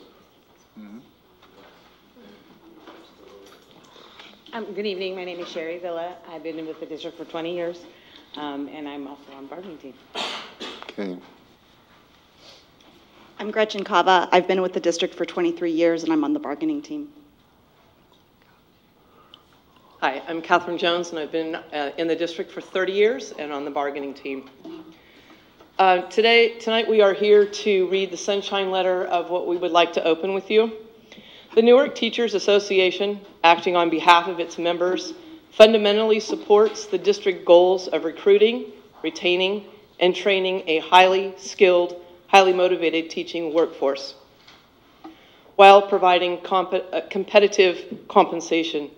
We not only want to make ourselves a destination district, we want to make sure our current employees have reason to stay in Newark. We value that. NTA also values fiscal solvency within the district, while enhancing the notion that teachers are better able to serve all students in the classroom, with resources and support necessary to provide a world-class education for the students in Newark. To that effect, the Newark Teachers Association formally presents the following Sunshine proposals to open negotiations for the 2019-2020 school year. Article 2, recognition. It is the association's intent to expand recognition to include previously unrecognized classifications. Article 3, association rights.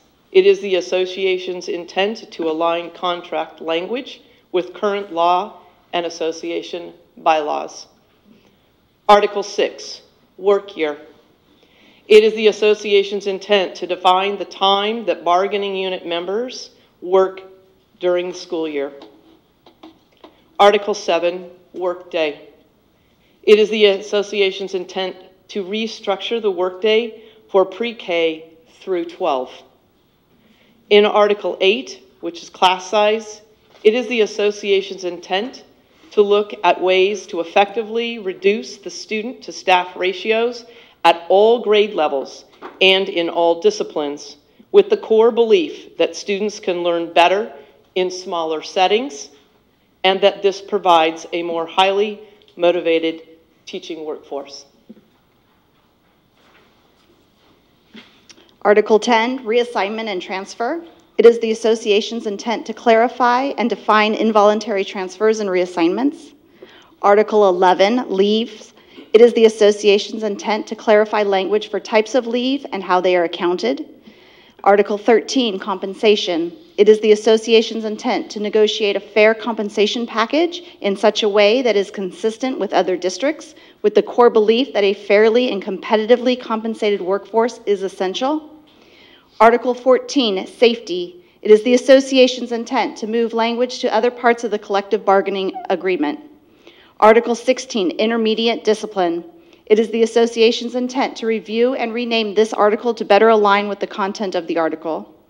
Article 18, peer assistance and review. It is the association's intent to delete Article 18, peer assistance and review, because this process is embedded in Article 9, evaluation.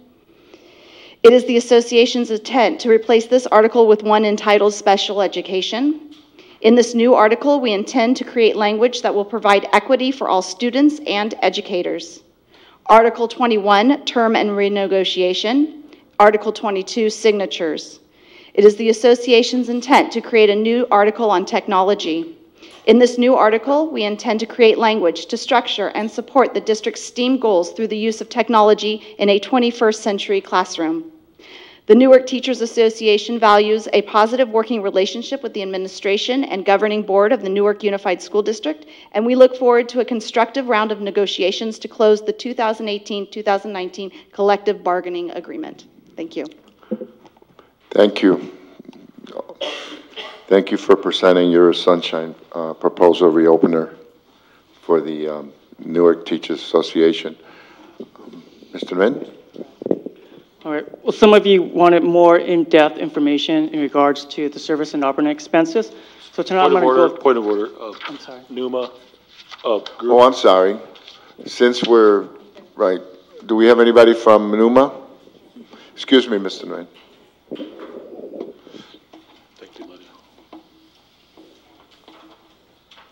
Hello? Hi there. Ladies and gentlemen of the board, ladies and gentlemen of Executive Cabinet, thank you so much for your time tonight. My name is Amanda Gallagher. I'm the principal of music, elementary and preschool next door, and it's my privilege to speak on behalf of NUMA this evening. So this year, NUMA really wanted to re-energize our association. So we surveyed our members, and what came back to us was we really wanted to focus on our professional growth. So we've taken a lot of opportunities this year to really help support each other in that growth. And so most recently, one of the things we'd like to highlight is we had 5 of our principals attend the Bold and Courageous Leadership Equity Work Symposium. So there we got to attend workshops, get some private coaching specific to our district. That was really fabulous. We also had a goal of having 3 meetings this year focused on professional development. Our 3rd meeting is coming up, and our focus is in technology, specifically the programs and technology we use in Newark. And Director Simon is going to come and lead that to help us kind of fine-tune our skills. We're also all focused on our PLC, so the professional learning community. We do a lot of our work this year at our sites with this, and at the elementary level, our focus is mathematics, and you can really tell by our iReady data that this work is paying off. So I believe that will be coming to you if it already hasn't. So another area that we wanted to focus on was our community partnerships and our collaborations with the group we worked with.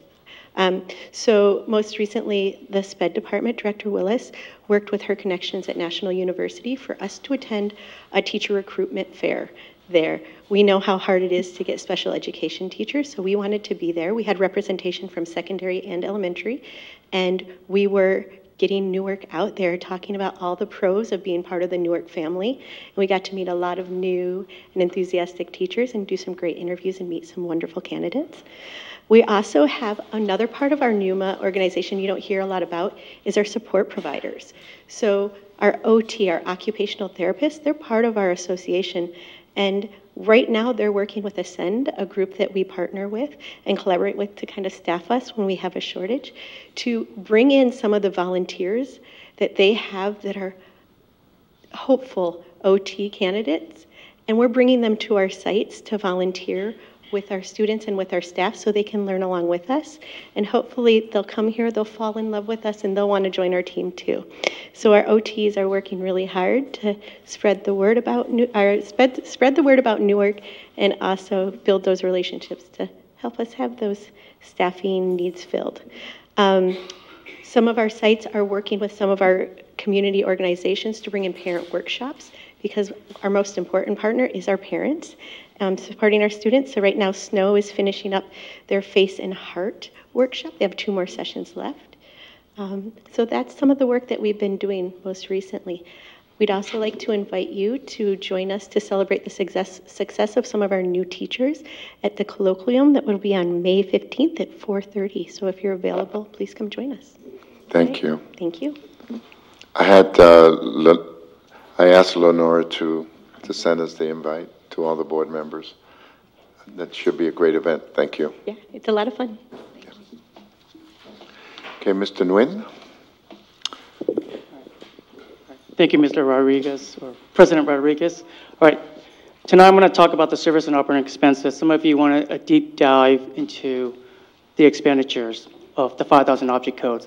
So I broke it down of the actuals of 2017-18, both restricted and unrestricted, and comparing that to what is projected for 18 and 19.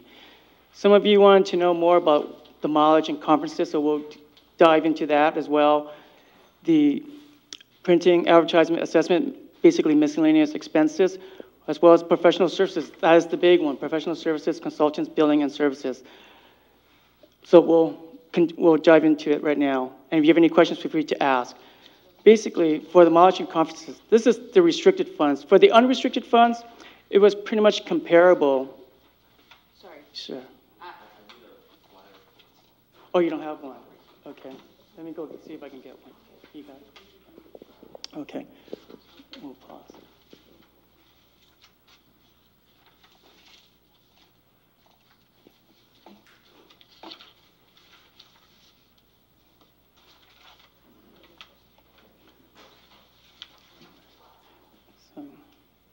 Right. So I'll go back to the previous slide. For the mileage and conferences, for the unrestricted, you don't see that much of a variance from 17-18 to 18-19. However, for the restricted side, there was a huge jump, about $45,000. But if you look at this, though, it is restricted funds and is funded by Title II funds, professional development. So in 17-18, we spent about $50,000. 18-19, we're projecting that we may spend about $96,000. There were some carryovers from last year to this year of $17,000. We're going to receive about $136,000 in terms of professional development of Title II funds. Some of it is going to bring in vendors to come in to do professional development with our teachers. Some of it, we're sending our teachers to conferences so that they can enrich themselves, but also to enrich our students. Some of you asked about the special enrollment for special education, and I believe Beverly already chimed in on this. Again, from 2016-17, 2018-19, we increased by 72 students in special education. The special day class students, where it's mild to moderate to severe students, whether it's their autism, they are in needs of extra services, increased by 33 students from 16-17 to all the way to 18-19. We have about 294 STC students. So thanks to Mr. Sanchez for receiving grants and funds from the California Collaborative Educational Funds. We received $450,000 in this grant. We're using it for board retreat, team building, but again, this is for restricted funds, community engagements, and some other ideas. So let's go into the printing, advertisements, assessment fees, and audits, and translation charges. Last year, basically miscellaneous funds. This is unrestricted. We spent about $103,000 last year. This year, we're looking at spending about $145,000, but the major difference between 17-18 actuals to 18-19 actuals is that we spent on marketing, because last year we only spent like about $750 in marketing, advertisement of our schools. But this year we're bringing Volair to do our marketing to help us advertise our school districts, our school sites. So here's the big one right here, where a lot was talked about why we spend so much on services and other operating expenditures. It's because it's restricted funds, right? So 17-18, we spent $728,000. This year, we're spending about $1.8 million projected. We couldn't fill some of the speech pathologist positions. It was about 3.6 positions, so that equates to about $381,000. We couldn't fill about 1.4 psychologists. That comes out to about $148,000. And then there were carryover from last year of the College Ready Block Grant, about $94,000. And then here's the big one, the Prop 39 for energy efficiency. There's still about $468,000 left available, so we carry that over. We're working with, I forgot the company's name, but Ms. Yvonne, to bring in the energy efficiency electrical buses that's coming in. So she's working on that. So there were a lot of carryovers from prior years. Right. I believe that was like about $1,092,000 difference. So let's go to the unrestricted side. About a variance of $495,000 last year. Actuals was $473,000. This year, we're projecting $968,000.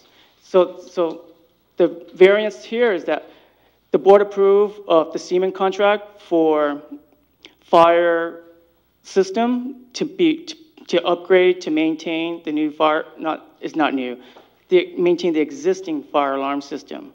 So it equates to $113,000. Prior to me coming on board, we had, by board approval, board request, we had a interim CBO, Mr. Lois Shara, and then the board also requested more information regarding our overall budget, our fiscal solvency. So board request, so that was an expenditure right there. And then another caveat here is the election services.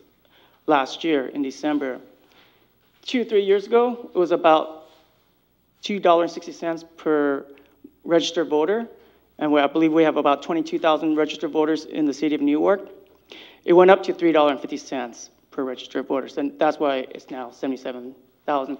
So we're gonna have to budget something similar to that next year for next year's election. Then there's also the LCFF LCAP, where after-school tutoring, STEM program, and English language arts. Excuse me, Is our supplemental funds considered, As part of the LCAP, but you're saying that's unrestricted? yes, because we're using 0500. What's 0500 mean? That's unrestricted. That's the LCAP plan. So anything from 00 to 2099 on the object code, on the resource code, are considered unrestricted. Anything from 3,000 to 9,000 are considered restricted funds. Okay, but I'm wondering the $230,000 for the LCFF, I would have thought that after-school tutoring would have come out of the restricted portion, the supplemental or concentration, not the unrestricted. Supplemental concentration is also unrestricted as well, part of the LCAP plan.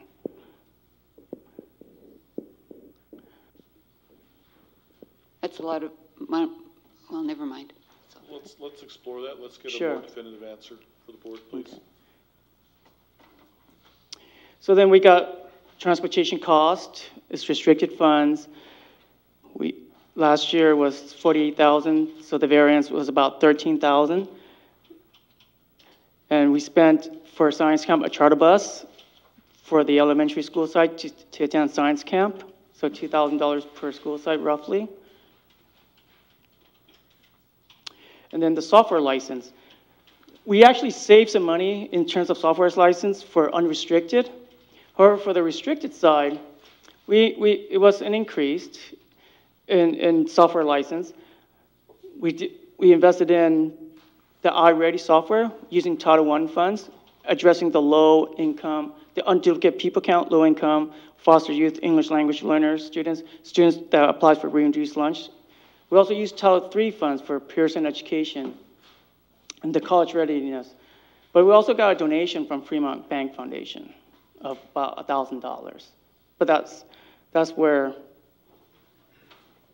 we're at with, and we may spend less, but we're projecting it's about $129,000. But these are projected. I had a question. Sure. Mr. Nguyen. On the science camp, I know the board had set a limit of 2,000 each, and a lot of the schools do their own fundraising.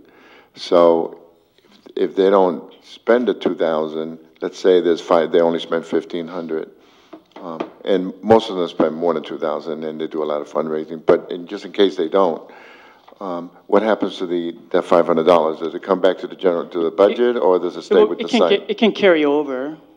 Okay, It can carry over to the next year? Next year, yes. Okay, thank you. Anyone else? Student? I guess the question would be more for the board than for Mr. Nguyen, but the approximately $6,000 that we're projected to spend for Naviance, I'm wondering why we're even spending that, because in my time at the high school, I've never, not once, used the platform.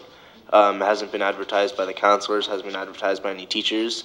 So I understand that it's a small value relative to the $130,000 that we're projected to spend by year end, but it's a bit concerning that there's money being spent on software that's not being used by anyone at the site. Well, when we first introduced that program in 2013, almost every student was in on it. So now they're not requiring the students to do it? No, I've logged into mine because I've found information through clicking around on the school website, and so I've logged into my account, but it's not something that's actively advertised by the counselors, by teachers, by administration. Virtually nobody knows about it at Memorial. So I don't understand why the $6,000 is being spent. I know it's a good tool, but if we're not using it or if we're not making any effort to utilize it, then there's no point in spending the money. That's certainly, I think, one of our programs we need to Yes, evaluate. possible to This look is at what, I'll give this to you later. It's what Naviance was supposed to be doing all these years. Okay, Superintendent, is that, We can add that. We'll look at that and bring it back to the board. okay. Thank you.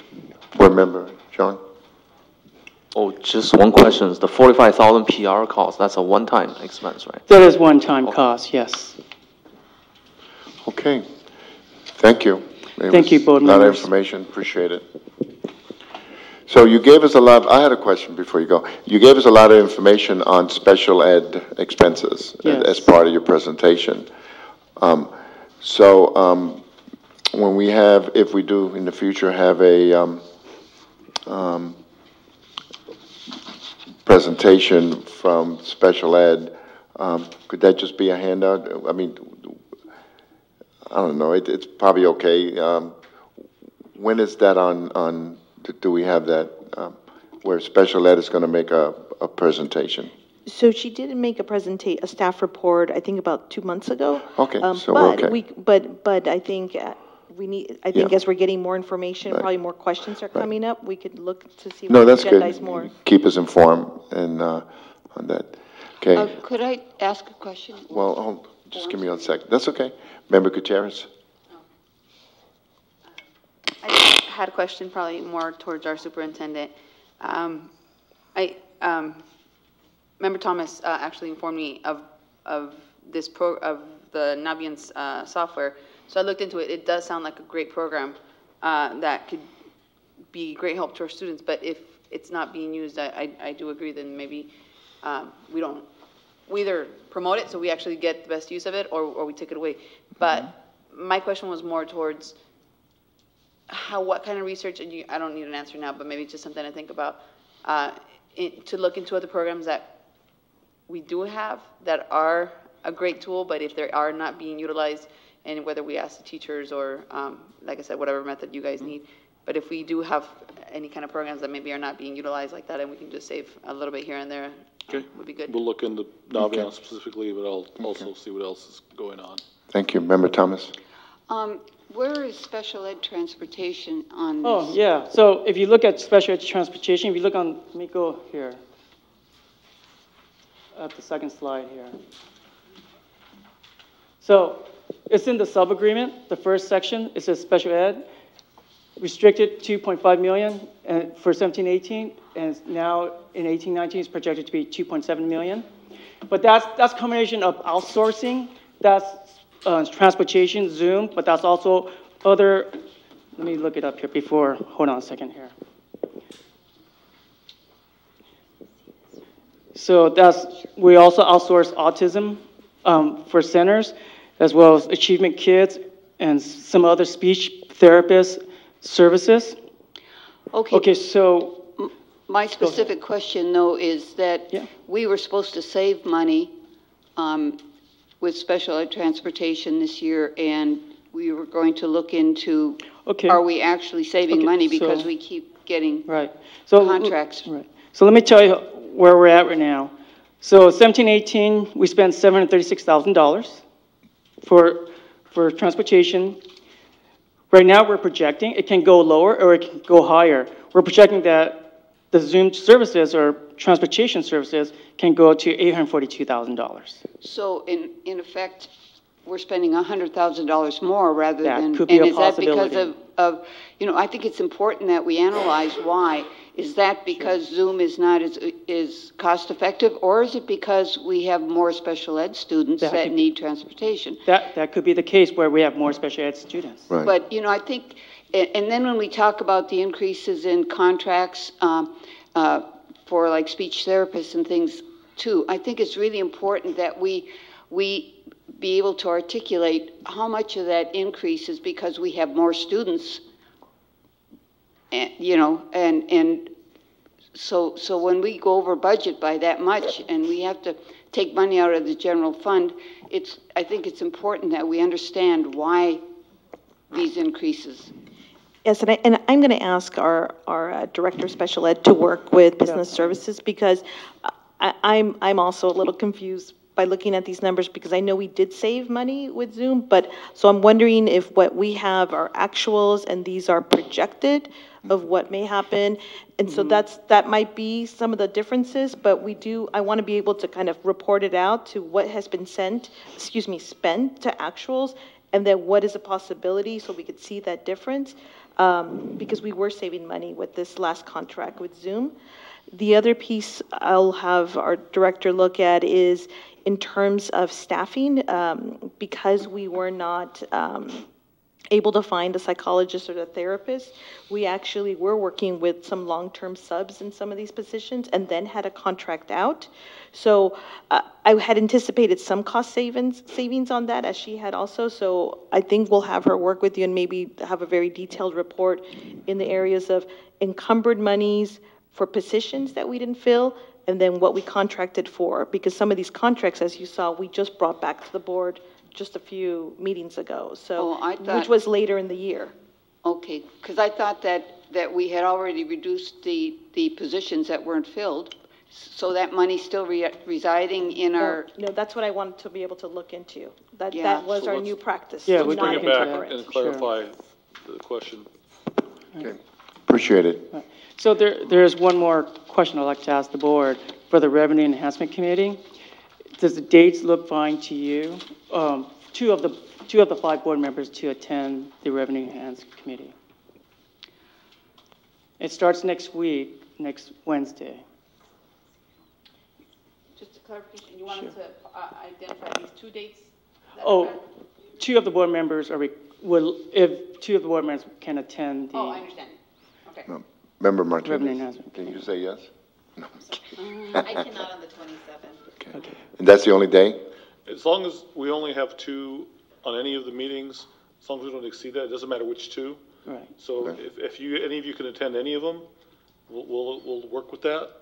And so if one of you could attend all, or however you want to work it. Okay, so the next one is As long as we have next more than week? 2, we're okay. May 27th. And then the other ones you got listed down there? Yes. Okay. And you're like, We're flexible, I'm flexible. or at least or- one board member, I mean, be nice. Yeah. I can, okay. Go ahead. No, I can confirm for the 27th. Okay, so that's one, and then, I can do May 1st. Anybody can do April 10th? Just get back to you. Yeah. You want to? Yeah, it would, Next week. yeah, it would be ideal if this, we have this. You like to same have number. 2, but Yeah. at least have 1. Okay. I mean, is this to go for parcel taxes? No, this is up to the Budget Advisory, no, excuse me, the Revenue Enhancement Committee to investigate how we can generate revenues, whether it's the parcel tax, whether it's to increase our ADA to enrollment, or enrollment to ADA ratio. That's one of them. Looking at solar, looking at water irrigation. Got it. Okay. Okay, we're good. I'll try to see if You're I going can to try? go to some Okay, of them. thank you. Thank you for giving us this, and then we'll get back to you like Thank you. Member Martinez says. Okay.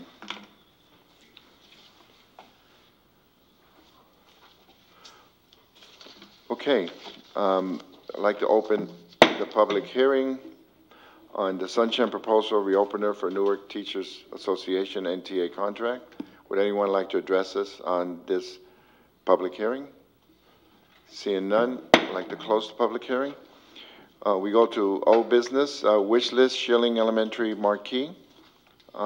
Anyone like to bring Superintendent?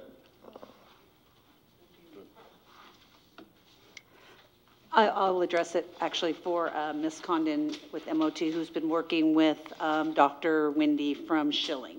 So Schilling hadn't yet decided on their wish list that back in 2017, you awarded $110 per pupil at the time. And most of the schools purchase marquees with their wish list money. So Dr. Wendy has worked with her school site council and parents and had requested a marquee for Schilling. So in those costs is the marquee and the electrical to have it run and the marquee to be installed. If that could be approved, it is within there. I have the budget there. It's within the dollars that were allotted. And then secondly, the second item is with the remaining dollars, they would like to get a fence, a gate with a push button, push handle by their child care area of the school. And again, even with those 2, they are still within their budget, and the parents, the minutes are attached where the parents did sign off and approve on those I purchases. appreciate that. Thank you very much. You're welcome. Need a motion and a second? I move that we approve 13.1. Second? I second. You second. Okay, that's fine. Member Martinez seconds. Member Thomas makes word. That's fine. I didn't know. Please vote.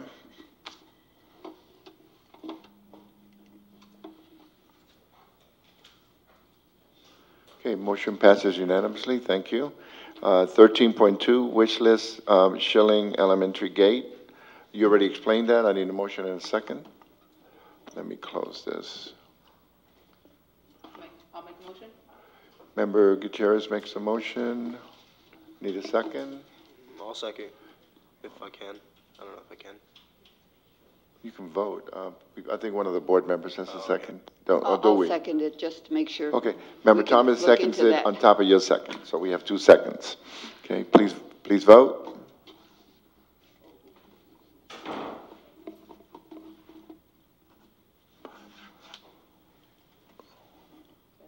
Motion passes unanimously. Thank you. 13.3, City of Newark and Newark Unified School District Licensing Agreement, McGregor Field. Member Gutierrez and I put this on because we're on the committee, and do you want to, since you're the new chair, do you want to kind of elaborate on this for me, please? I believe, just to confirm, we're still negotiating, right?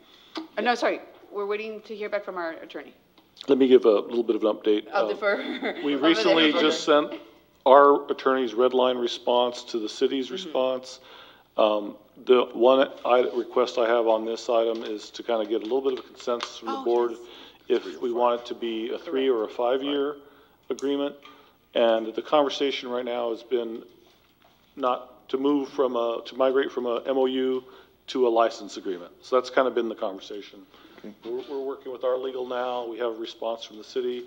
I do believe we'll have something to bring more formally for action to the board at the next board meeting. Okay. If that helps remember. But it's more information because we still have to meet. There's no action tonight. Right. So I just need a consensus whether the 3 or 5 year from the board. I would just like to give a little background in regards to that now that, thank you for the reminder.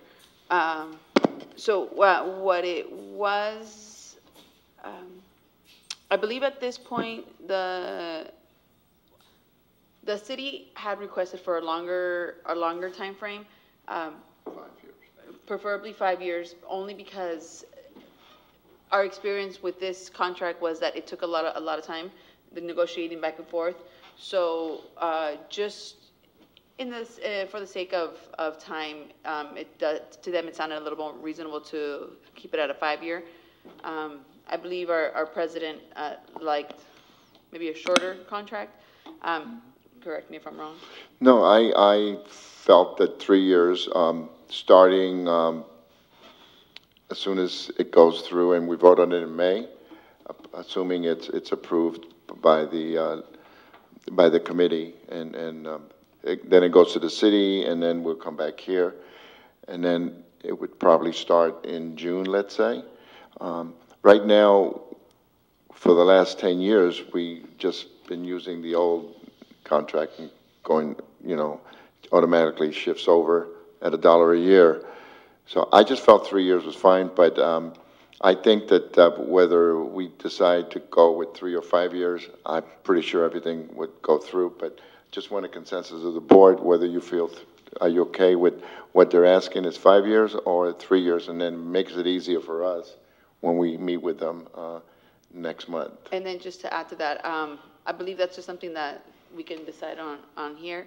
And yeah, then just consensus. I believe everything else pretty much on the agreement looks like we're okay. Like I said, we're waiting back for legal to answer just a couple of detailed questions, but or details that need to be addressed on the actual contract itself.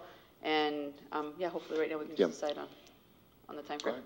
I just wanted to ask Superintendent Sanchez or staff, do you have a recommendation?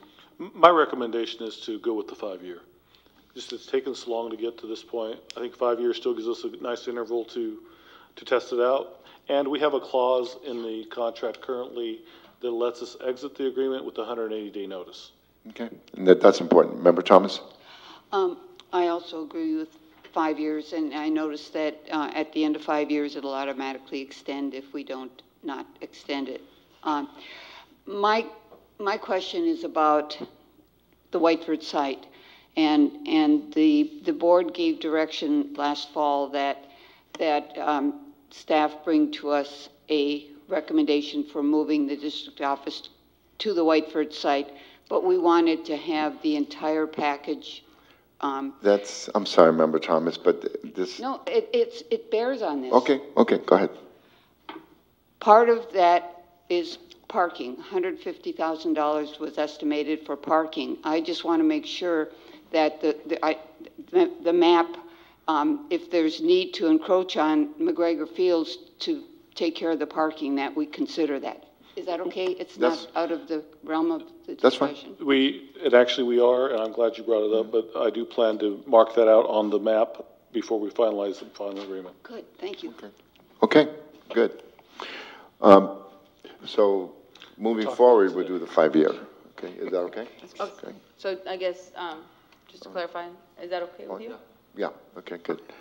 13.4, Board of Education Committee assignments. We've already done this, but because board meetings and new board members, Member Martinez had asked that her and I switch, so I would be the primary for the SELPA, and then she would be alternate, and then anyone else, I guess, that if you weren't available and I wasn't, we have enough to where any board member, or Member Thomas or anybody else would be able to go. So on this one, I would need a vote since we voted before. I move that Mr. Rodriguez be the primary and Elisa be the alternate on the SELPA. Okay. I second. Remember, okay. You got it, Mr. Aquino? Okay. Okay. Please vote.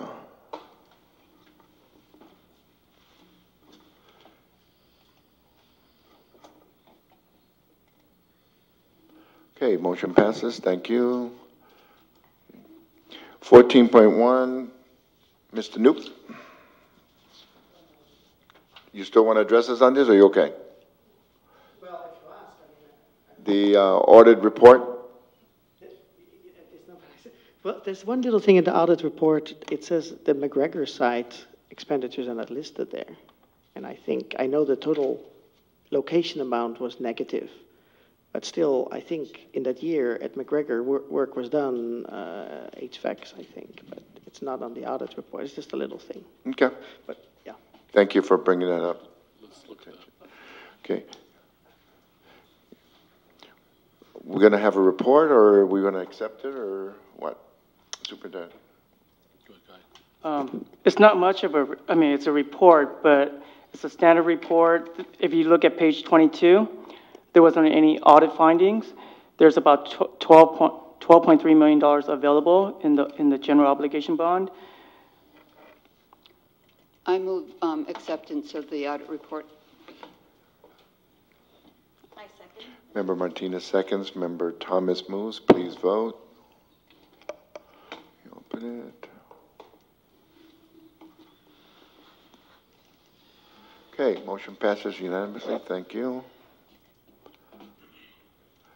14.2, regular replacement Chromebook purchase.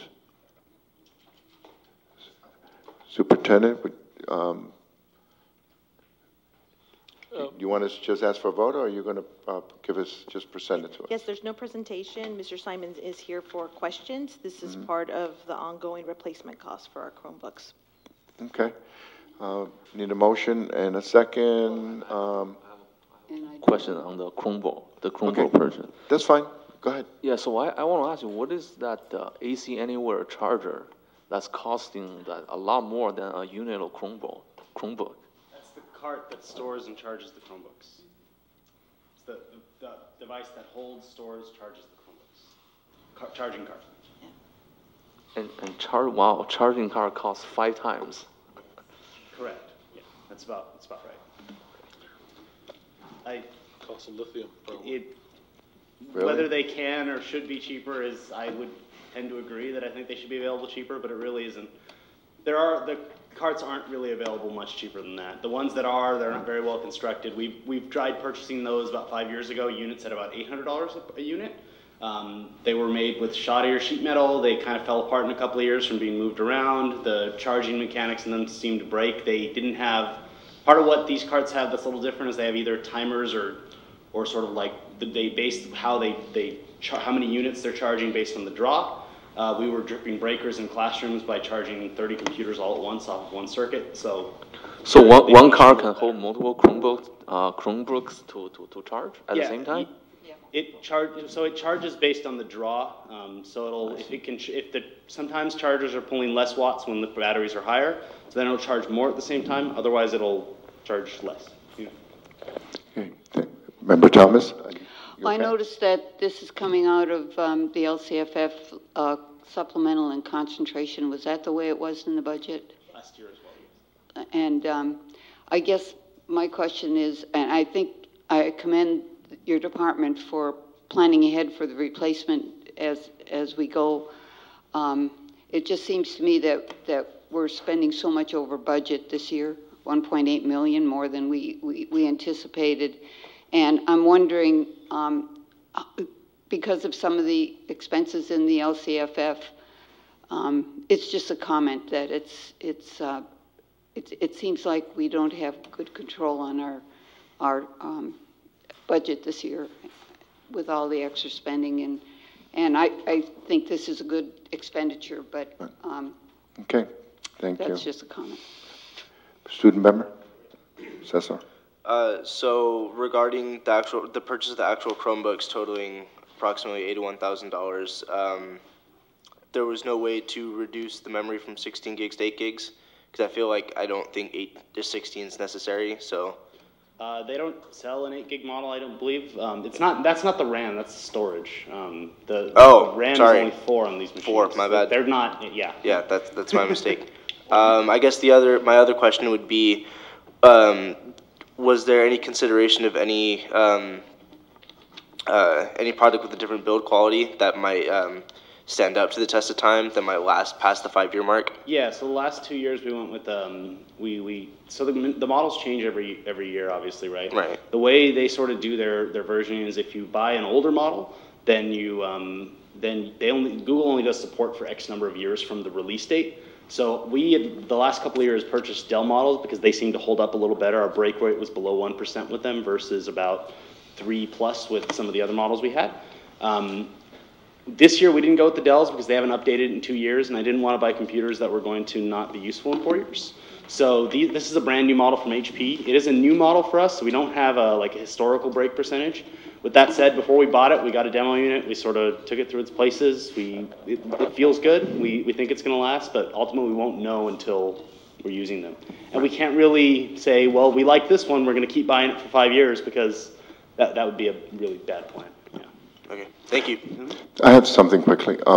The charging cart, how does that work? Do the students go up there, or I'm just trying to understand? Or do they give it to the teacher? Different grade levels will handle it in different ways. I'm sure at the secondary sites, the kids will go grab the computers themselves. They'll manage it. Yeah, the elementary. At the lower grades, the teachers will probably be having a more hands-on role in that. Yeah, I didn't want the kids to get zapped, okay? Yeah, so that's another benefit of having carts that we feel like are clean. There are carts that we had that had sharp edges before that I didn't, kids are going in there reaching computers. That's another consideration. There's all sort of little things we figured out, which is why we don't go with the cheapest cart anymore.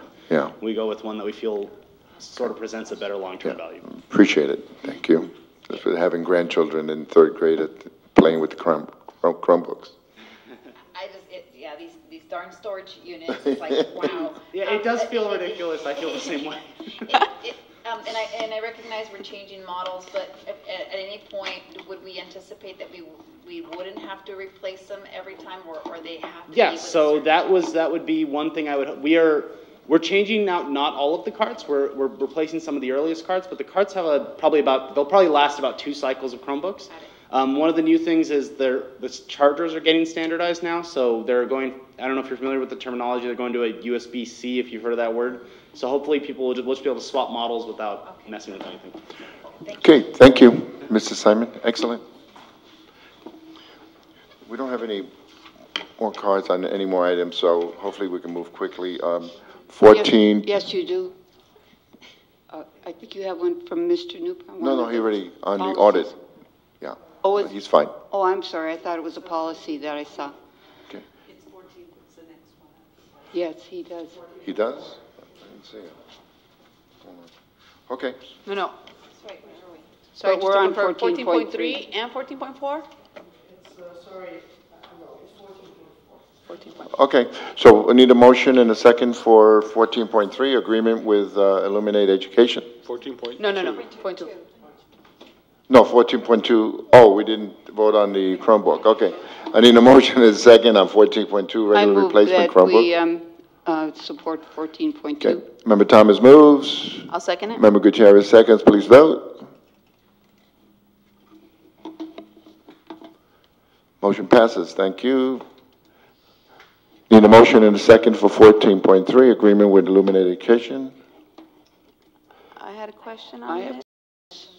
Okay, that's fine, go ahead. Sometimes you can do a motion and a second and then have discussion, but, go ahead, that's okay. Member Martinez. Sorry, so thank you. Ms. Salinas, you and I had spoken about this earlier. My concern with this particular proposal is I'm very excited that we're training our staff and especially around the master schedule. It's a huge hot button for many of us.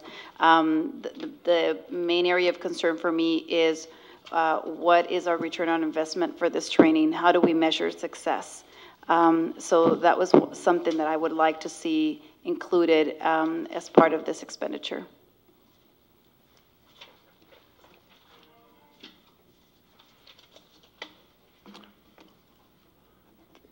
You addressing? Yeah, well, are you done? Oh, I'm sorry, I'm done. Oh, I thought you were asking a question of Associate Superintendent Salinas. Well, it was a request, it was, right? Yes, so yes, we can. We are very happy that we received these one-time monies from the California Collaborative to do this, but you're right. How do we get a return on investment? So this work will be with the site leadership and department chairs over at the high school. And with Ed Services to really build the base. This landscape report will tell us how to build a better master schedule, but it's also going to provide training to build capacity. So it's not just one person that's really focusing and running the master schedule. It's going to be a team approach. But then what we're expecting is that we will have success indicators, and as I think we've heard the superintendent say before, the master schedule should be something that happens all year long. So our expectation will be that working with the principal and the team, that there would be reports back. We can work with them as to how that looks, if it's coming to the Board of Education to give some updates during the school year. We also would anticipate that it's how to systematize when the high school goes out to the junior high to get requests for classes and how they build that, working with 8th graders. It'll be pretty multifaceted. So I do anticipate bringing back some points of information to share how they're making progress on this. Okay, sorry. So just to clarify then, we should expect, as we discussed, there will be, we'll call a baseline setting, right, from these folks. So would we then expect to see a baseline and then a recommended adherence to the use of the master schedule? It would be because, well, and we have to also know that the master schedule is being built right now. So this group is also going to come in, and see what's the state of the state. So there's going to be some work there. We're also hoping to bank some time with this once we have new staff in place also, because they will need to anticipate and fulfill this plan.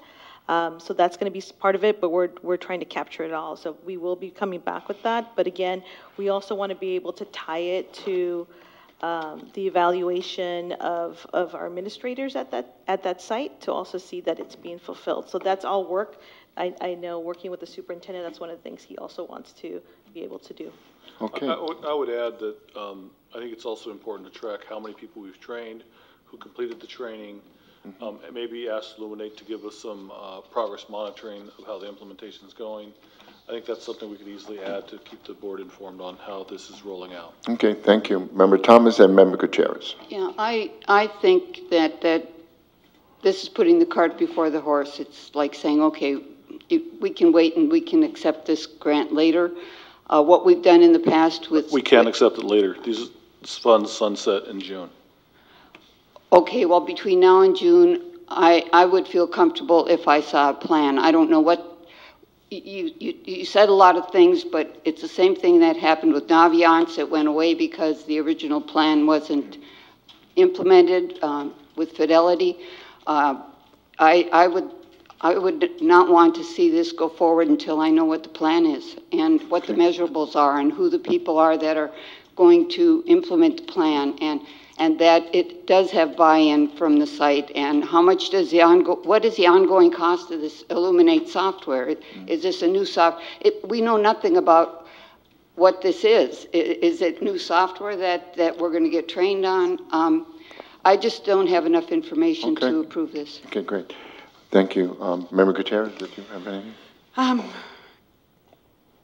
To piggyback on Member Thomas's questions, is that something that Ms. Salinas, you can answer right now? And then my second question, you can I wanted to ask you too, is CCEE. Sorry, is this program going to be ongoing, or is this just one time that they're funding this program? So the first part, Illuminate is something we already have, and I think we're in our second year or a third year of Illuminate. So this is the system that we use to input test results and K-12. What we're doing with this specific contract, so that there's no added cost in that sense. It is now a cost that is ongoing because that's where we store all of our data. So the module for because there's a whole section in here about the software agreement. And so I assume that there's a module for developing the master schedule, and that's a special module. So that is what they're sharing and is part of this. This is one-time funding that we're getting. It does sunset on June 30th. If you recall, we received the grant, and we received it so late that and at the same time, we had this need with the high school. But are we replacing something that? No, we're not replacing. What are we using for the master schedule right now? Synergy. We're still using. It really is a supplemental training to accelerate understanding of how to use the software we already have. That's how I understand this. And it is also how, we're trying to solve, so I always go back to what problem are you trying to solve? From my understanding is that we have historically not staffed classrooms correctly in this district.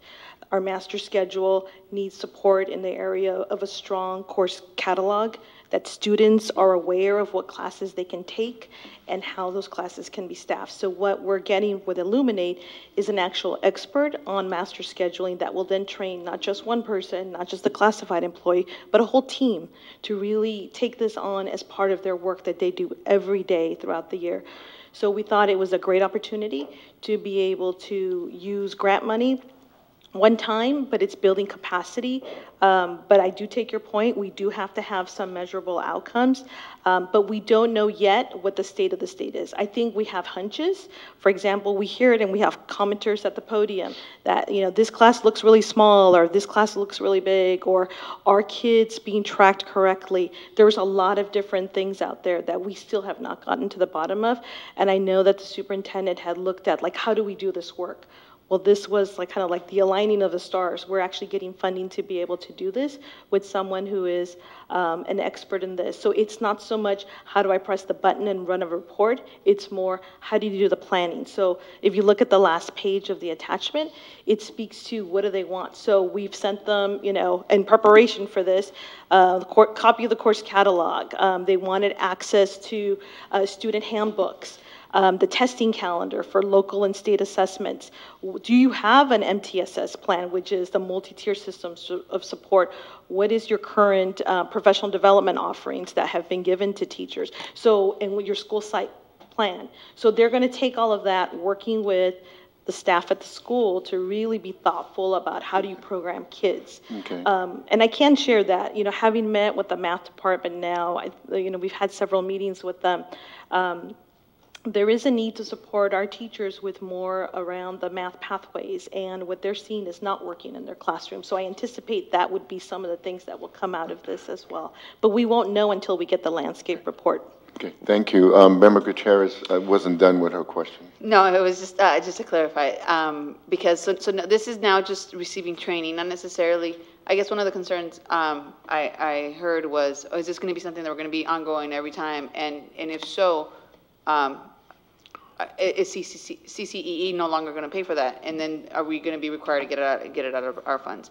But so just to confirm, I mean, maybe can you clarify that? Sure. Yeah. So CCEE will sunset June 30th. In fact, our work, we just had a meeting with them last week, and so we're getting ready to come to the conclusion and do some planning around presenting to the board.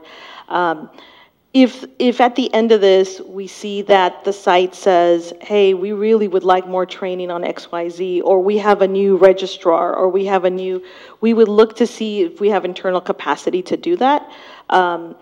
But it is not something that I anticipate that the district is going to take on in addition to what we're already doing with Illuminate.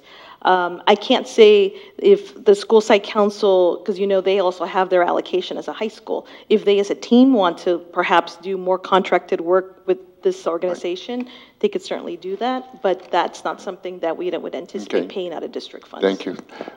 Student member, Cesar? Yeah, so I have to agree with Member Thomas's first comment that there's no concrete plan presented with this proposal. My only comprehension of this right now is that we're working to perfect the master schedule and ensure that classes are being presented in the best way possible for students such as myself. So seeing a timeline really helps, especially from a student perspective, helps to have confidence in the board that the right thing is going to be done and that the correct classes are going to be offered. Speaking from personal experience, like when AP Physics was brought back for 1 year, last year I took it, and not to comment too harshly on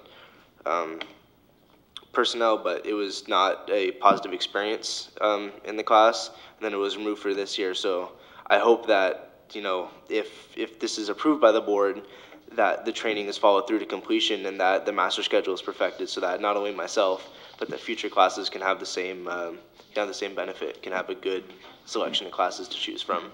Thank possibly you. Different than what we have right now. Thank you. I personally am satisfied with the explanation.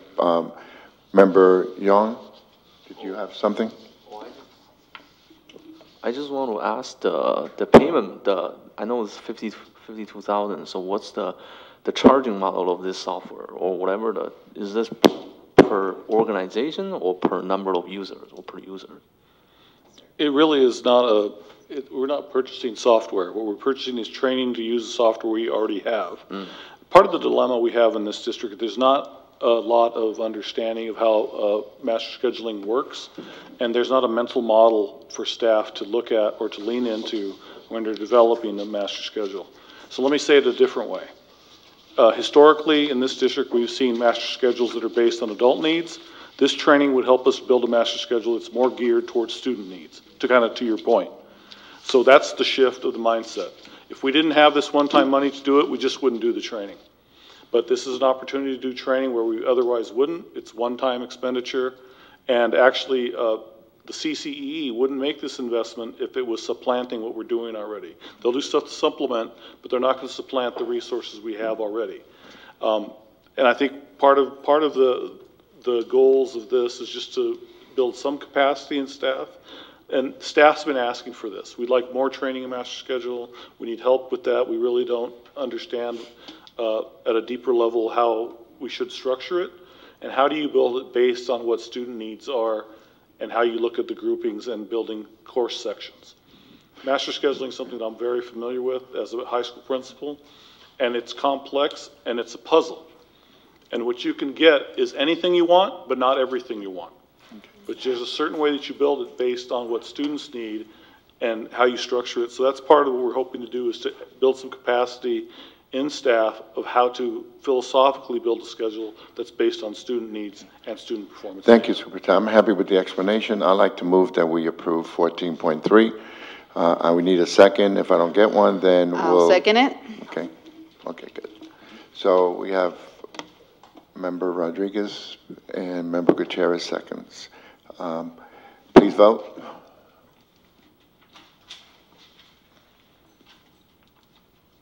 Okay, motion passes, all yeses except Member Thomas.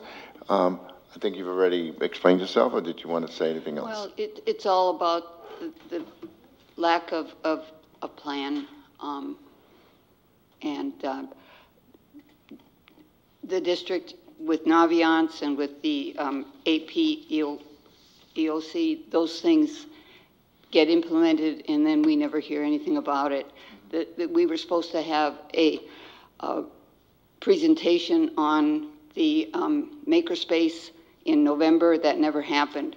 I just don't see the district following through on some of these things. The makerspace is in the queue coming. It was And I supposed to would be in take all November. your lists of requests and I'll put them in the next agenda so we don't lose any track of that. Okay, thank So you have you. my commitment to that. Yeah, we're going beyond this. So 14.4, did you want to address this, Mr. Noop? It's Yes, the Board please. Policy Administrative Regulation 5121, grades, evaluation of student achievement, first reading. Thank you. You know, when my eldest son joined Newark Unified, he went to first grade, and at that time, his report card looked 1, 2, 3, 4, or 5. And, well, actually, when I used to go to school, my report card was between 0 and 10. But I think 5 is okay, or whether you use letters or numbers, it doesn't really matter. And then a few years later, it went back to 4, and I got really worried because I don't believe in that. Oh, let's do 3, and before we know it, we're going to give everybody an A because everybody's equal and all that stuff. It's not helping the parents. It's not helping the kids. It's not helping getting excellent education. At least I'm not an educator, but I just don't think that's a good idea. So I'm really happy to see in this AR, or board policy, a 1 to 5. And so I'm glad about that because it informs the parents better how the student is doing. And, you know, 1 to 4 is a little scarce, and I'm definitely excited that we didn't go to 1 to 3 because that would have been not as good in my opinion. So I'm happy about it. Thank you. And by the way, you have great kids. Thank you. Thank you. Okay, we don't, if you want to bring it back for a second reading, if not, I need a motion in a second. I'll move. Member Gutierrez moves. I'll second. Member Thomas seconds. Please vote.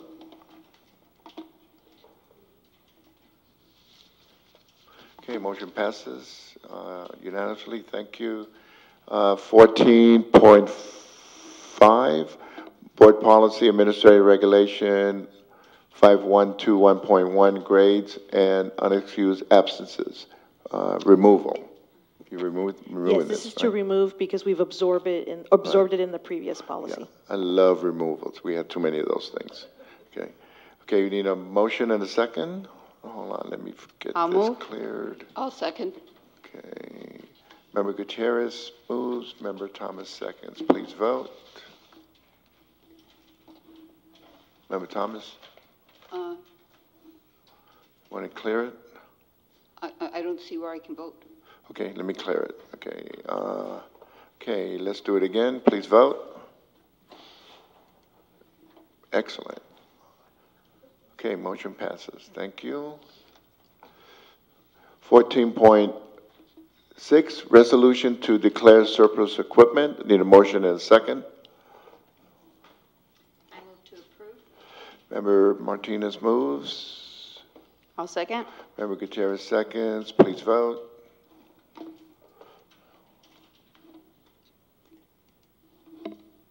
Motion passes unanimously. Thank you. 14.7, donations report.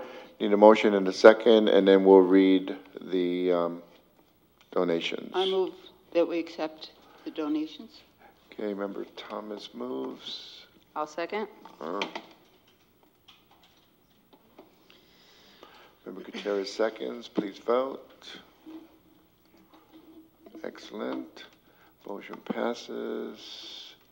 Okay, donations report. I can start. I'll do the first 3. Donation, $400 for Kennedy Elementary, December 13, 2018. Google, all right, for Diane Munson's classroom. In-kind donation of 6 portable bowling kits for Newark Unified School District. Bowling? Okay. December, we weren't invited, December 18th, 2018.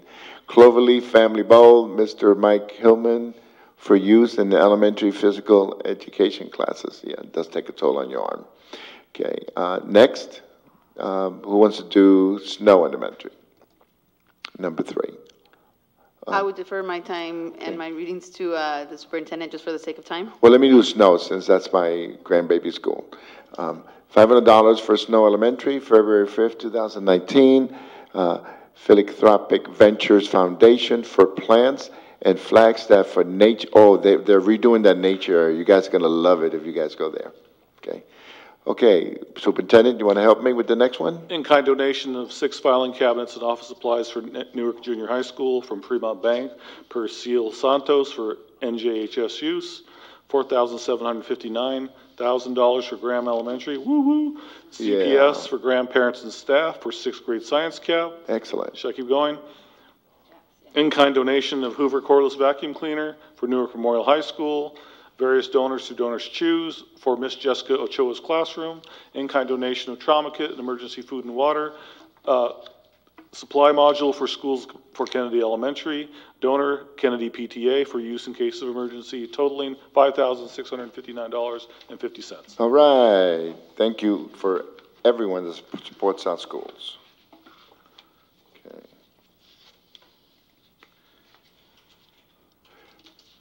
$15.1 personnel report. Need a motion and a second? I move. Member Gutierrez moves. I'll second. Member John seconds. Discussion, anyone? Okay, please vote. Oh, on this one, the student board member does not vote, right? Right. Okay. Okay. So let's clear it. Open for voting. Again, the motion was made by Member Gutierrez and Member John seconds. Okay. I'm getting the student member voting, so I don't know if it's... I'm abstaining. Oh, I'm sorry. No. Thank you. Thank you for clarifying that. It just shows that you're in, right? Okay, thank you. Member Gutierrez, Member John. Okay, you already, okay. Let's clear one more. No, we don't have to. Member Gutierrez? You didn't vote? No, I didn't. He did. I got him. I need it's you. me? There My you go. apologies. That's okay. Okay, motion passes unanimously by the board members, and student board member cannot vote. He's abstaining. Okay, thank you. Okay, now we go to the consent agenda. 16.1 is curricular, non-curricular overnight trip request for Newark Memorial High School to Communications Academy seniors to Glendale, California. 16.2, warrant report for February 2019. 16.3, minutes of the special board meeting December 13th, 2018. 16.4, minutes of the special board meeting January 10th, 2018. 16.5, minutes of the regular board meeting January 17th, 2018. And 16.6, minutes of the special board meeting January 31st, 2018. I need a motion and a second. Unless you want to pull. Somebody want to pull? Did you want to pull any? Yeah, I'd like to pull the warrants.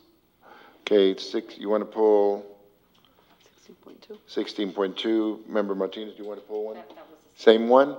Okay, so I need a motion to approve 16.1, 16.3, 16.4, 16.5, 16.6. Need a motion and a second, please. I'll move. Member Gutierrez moves. I'll second. Member Martinez seconds. Please vote.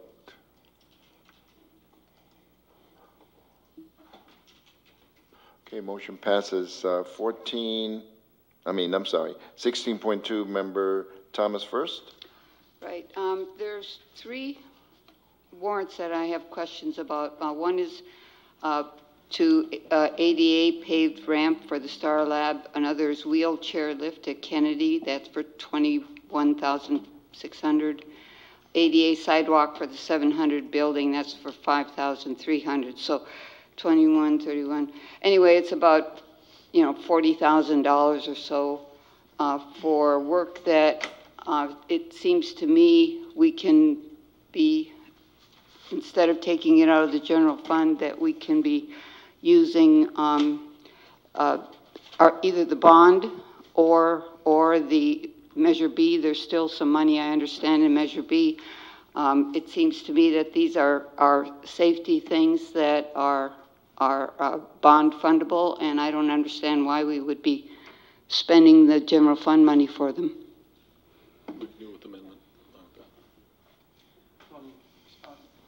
I would suggest that we would be open to an amendment to change the funding source, but it's up to you. Definitely. I mean, we can definitely use bond funds. We can transfer from general fund to Fund 21.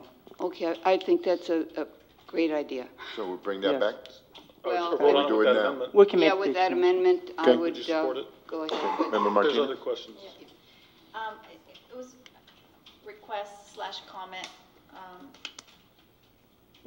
We had talked about, is this good or bad, right, in terms of expenditures?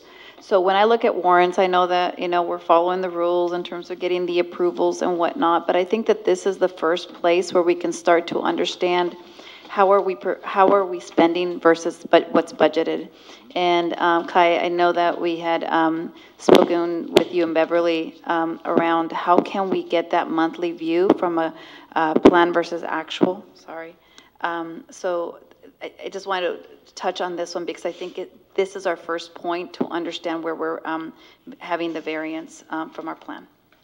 My apologies for the interruption. President Rodriguez, we will need to make a motion to extend the meeting. Hold on.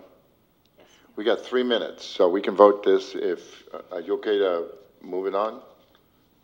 Somebody make a motion on 14.2, or you want to wait until we extend the time?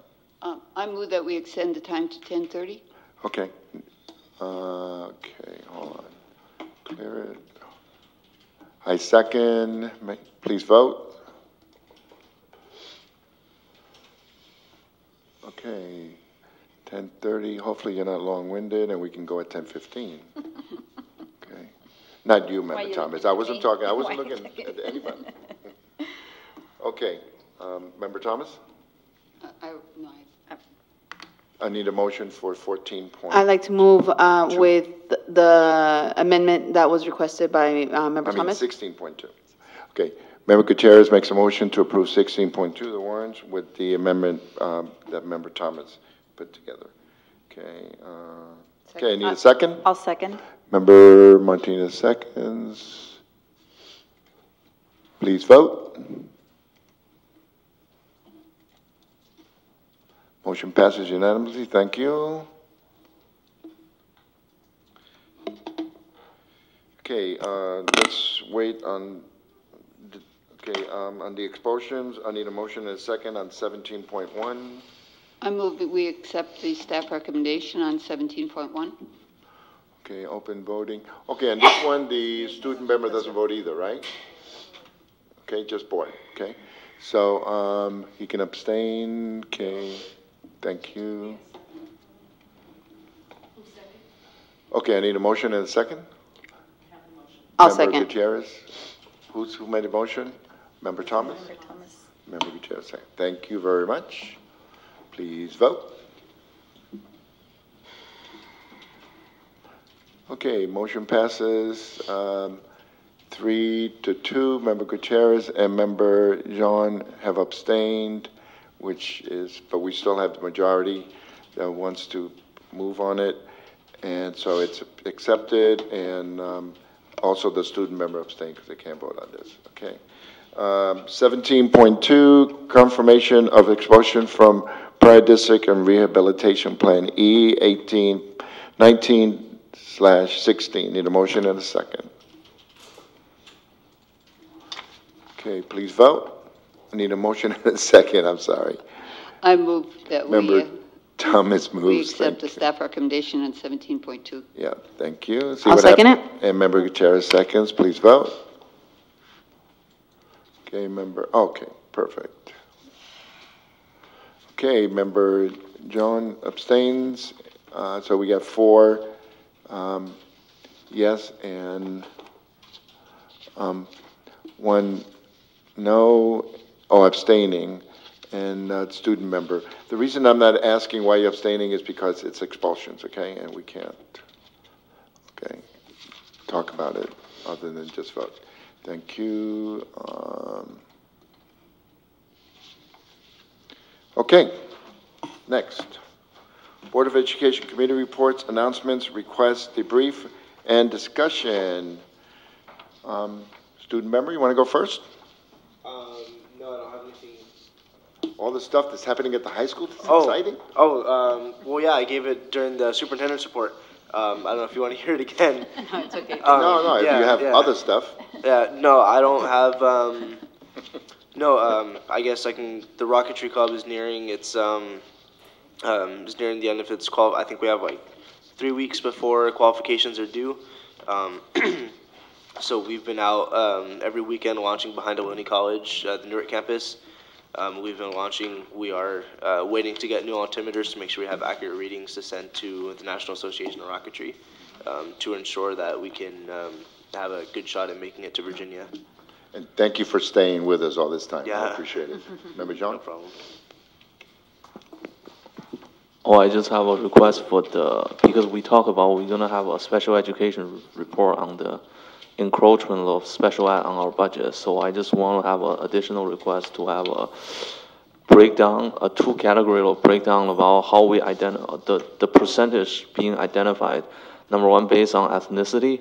Number 2, based on the primary language spoken at home, and compare that to New Haven and Fremont. So I want that ethnicity breakdown and primary language spoken at home breakdown to be included in our special ed report. Particularly, I want to see our percentage compared to New Haven and Fremont. Okay. Can I ask, is it by distinguishing the primary language? So on the ethnicity, I want to see the percentage breakdown of Asian American, Caucasian, African American, and Latino.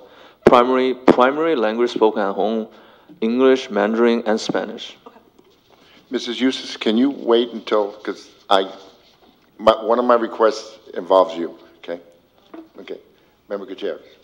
I would just like to ask, after the training on the Illuminate, if you guys could just give us a follow-up on the training, please. Okay, anything else? That's it for me. Okay, Member Martinez.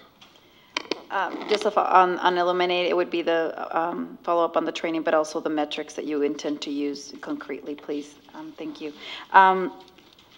You know, we're always so busy talking about money that we really kind of get into the meat of our performance as schools. Obviously, because of expulsion cases and just the metrics that we've seen, I'm really curious as to how we, the board, get visibility into what resources we have for our students. So from you know, many of our resources, I'll start at counselors. You know, I know that I hear things like, you know, there's X number of counselors and we've got over 1,000 students. What's the actual use of, you know, how many of our students are actually speaking to counselors, and we're actively engaging in developing a plan for them? What is our methodology for tracking that? How would we get visibility to that is one thing that I'd like to get some perspective on. On the performance, and obviously we saw that in our continuation and our independent study areas. Of course, we see this in our higher grades. I am personally experiencing it with my kids in the lower grades. But what tutoring services do we have for our kids? And what are the sources of those tutoring services? I don't want you guys to go develop a ton of work. I just want to get, how do we baseline this, just so we get a perspective? I can actually answer the first one. Now, you will be seeing, we've now formalized the graduation requirement committee, and one of the functions of that is checking how kids are doing at the high school, who's on track, who's off track. I can email you that report tomorrow. And we will see that as a function of this policy we're going to bring forward, because there's concerning data there that's very specific, that is broke down by ethnicity and broke down by special ed, broke down by multiple different factors, A through G. So it's going to be brought forth through a committee and making a recommendation for strengthening our graduation policy. Yeah. So you'll see it there. And that would the be, other one, yes, we can. Oh, sorry. And and that would be great, but I don't think it answers the question of our, of our population, kid population, how many of them are actively being touched by counselors, and once again, that have an actual plan that's been developed for them. Right. Okay. Yeah. Thank you. Excellent, thank you. Member Thomas? Okay, I will put in writing some of the earlier requests that I did, but prior to Mr. Castillo mentioning Naviance, I was going to ask tonight that we have a really detailed report on Naviance, similar to the report that we received when we approved it back in 2013, and the same thing with our AP program, the equal opportunity. That one, I believe, was started with a grant, and I'd like to see a report on how many kids are doing, taking AP classes compared to what this plan was about, and how many are passing at a level 3 or above. Okay. And these are the two reports. Okay. Okay, so I have some, and some of it is discussions or that I've heard from other board members that it's hard to remember everything, so I'm going to try to capture everything. But before I do that, Cesar, you are tremendous, okay? We had science night at Snow, and Cesar and his group came over and did the rocket, and those kids, they loved it. And I know do you do it at other schools or other people do? Yeah, so that was one of 7 that we've held. So we hold them at all the elementary schools. And the goal is really to get kids interested in rocketry at a young age.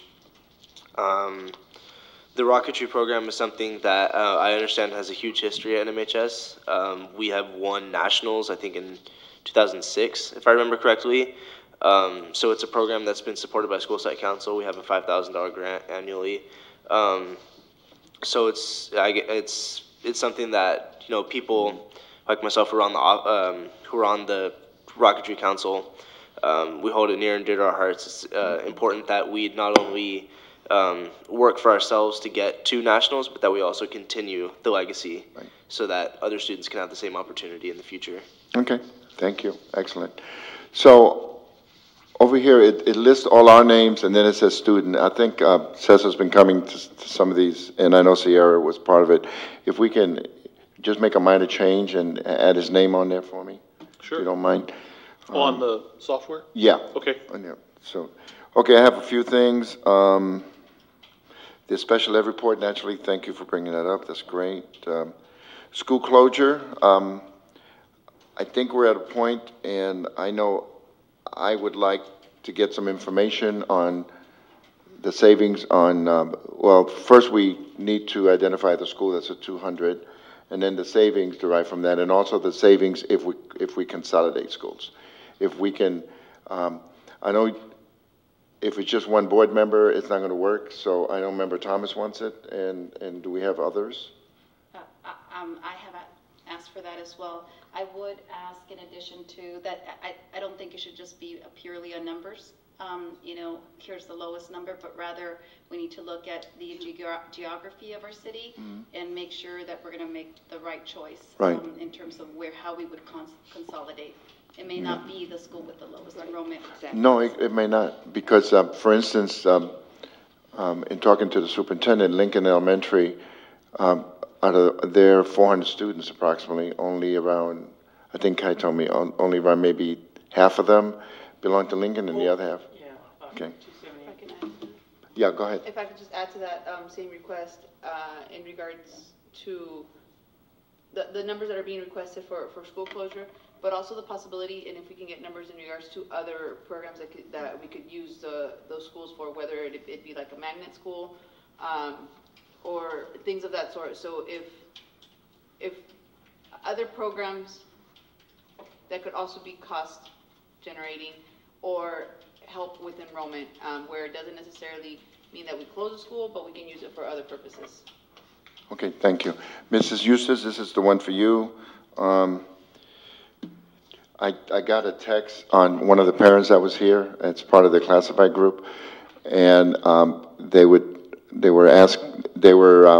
volunteering to to translate.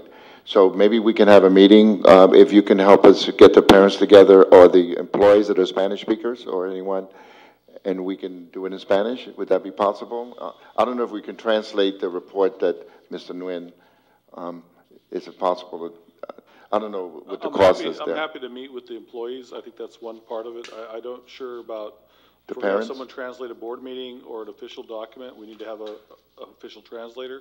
Right. And there's a standard we need to maintain for that to make sure we're fair with everyone. So when but you I'm have, happy to meet with the employees. yeah, That's so not a when you problem. have your meeting, the Schilling parent, and she said that she would volunteer if you wanted her help to translate for you. Okay.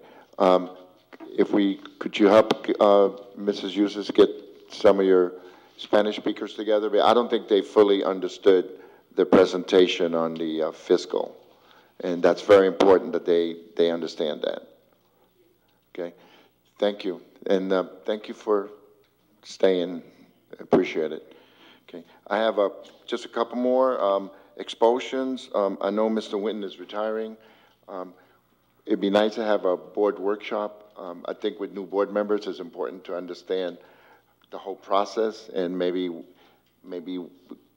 we might have some new ideas on how to improve that. I didn't catch what was the topic? Expulsions. Expulsion, okay. Yeah. If we can have a workshop on that. And the last thing, member Martinez brought up tutoring. I know they have peer tutoring at the high school where my kids were there, and I think they still have it. But one of the things, when Cesar and his group were at the elementary schools, those kids light up, you know. And some of the kids at the high school level want to make extra money, and there'll be excellent tutors. And I brought this up years ago, and for whatever reason, it never went anywhere. So, so I don't know if that's possible. I can share that, and I think you tutored last summer. We had students who tutored during the high school students who tutored during the summer program for math. We're going to be doing it again this summer, and so our principals, who you just approved this evening for summer school, will be conducting interviews. So we do it as a whole process so that any student can apply, and we work with the counselors and with I think the College and Career Readiness So do they get paid for that, or is that volunteer? Okay, excellent. Okay, because sometimes they'll do it and not get paid and get community hours, and other times they get paid. Right? Yeah, I can attest to the summer. It was employment. I was paid, but you know, it was a good experience to be able to take the knowledge that I had gained and then teach it to others, because it shows a new level of fulfillment and mastery once you're able to adequately teach. And then, like, for me personally, it was great to have fun myself up there teaching, because I discovered things that I had not known before as a result of teaching. And when the kids asked me, I was like, maybe I can prove it to them up there on the board. But no, it was a fun experience. I think it's good for the kids, and I think it's good for the high school tutors that work as well. It's fulfilling for everyone. Okay, excellent, thank you. And back to translations, Member Urin, you could translate also. Shar? I just wanted to add to the tutoring. Also, we have a great partner at Newark Library, and she also gets our high school students and actually even some of our junior high students to help tutor after school at the libraries as well as another program. Excellent. Okay, Superintendent? I just wanted to clarify a couple of requests. I'm hearing the staff report on Naviance, staff report on AP program and return on investment. Maybe a study session on school closure, or do you want like a staff report on school closure? Either one, for me. Either one, I mean. But I don't know. There's a lot of information to cover. I'm just trying to figure out what the best way to bring it around is. It feels like we've talked a lot about it, so you know, how do we get to some concrete recommendations? I think that's kind of, so I'm not sure, Superintendent, you know, if that means you guys present something or if it requires a study session, but Yeah. I think we've talked a lot about conceptually, so how do we get to some now, here's what we found, here's a recommendation based on these factors. So the study session could be where you have a study session and then you have it on the agenda where we make recommendations? Well, and I'm hearing it's more than just school closure, it's also school consolidation, school reconfiguration, looking at other programs, there's more to it. I would add if. We need to involve a demographer. I would add, for my, here, I think a study session probably sounds best because of everything that it's encompassing. And I think also because of the depth of the actual process to actually start that. So if it's something that we did want to proceed with, the detailed process that it takes us to start that, I think is something that we do need to get educated on. So I would ask for a study session. And I would concur, and then we can, but then we have to put it on the fast track so we can move it forward, okay? Right. Okay.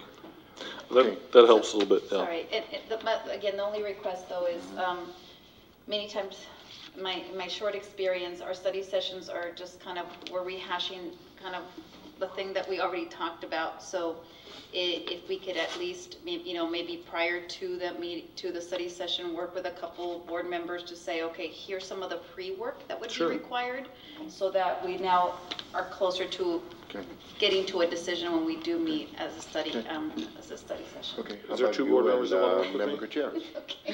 We can discuss that with our superintendent later. Okay. You're meeting with him anyway. That helps. Anything else? There was one other thing.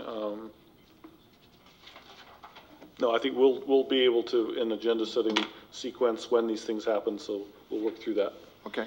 Okay, thank you. Great. Are we done? Meeting closed. Let us out early.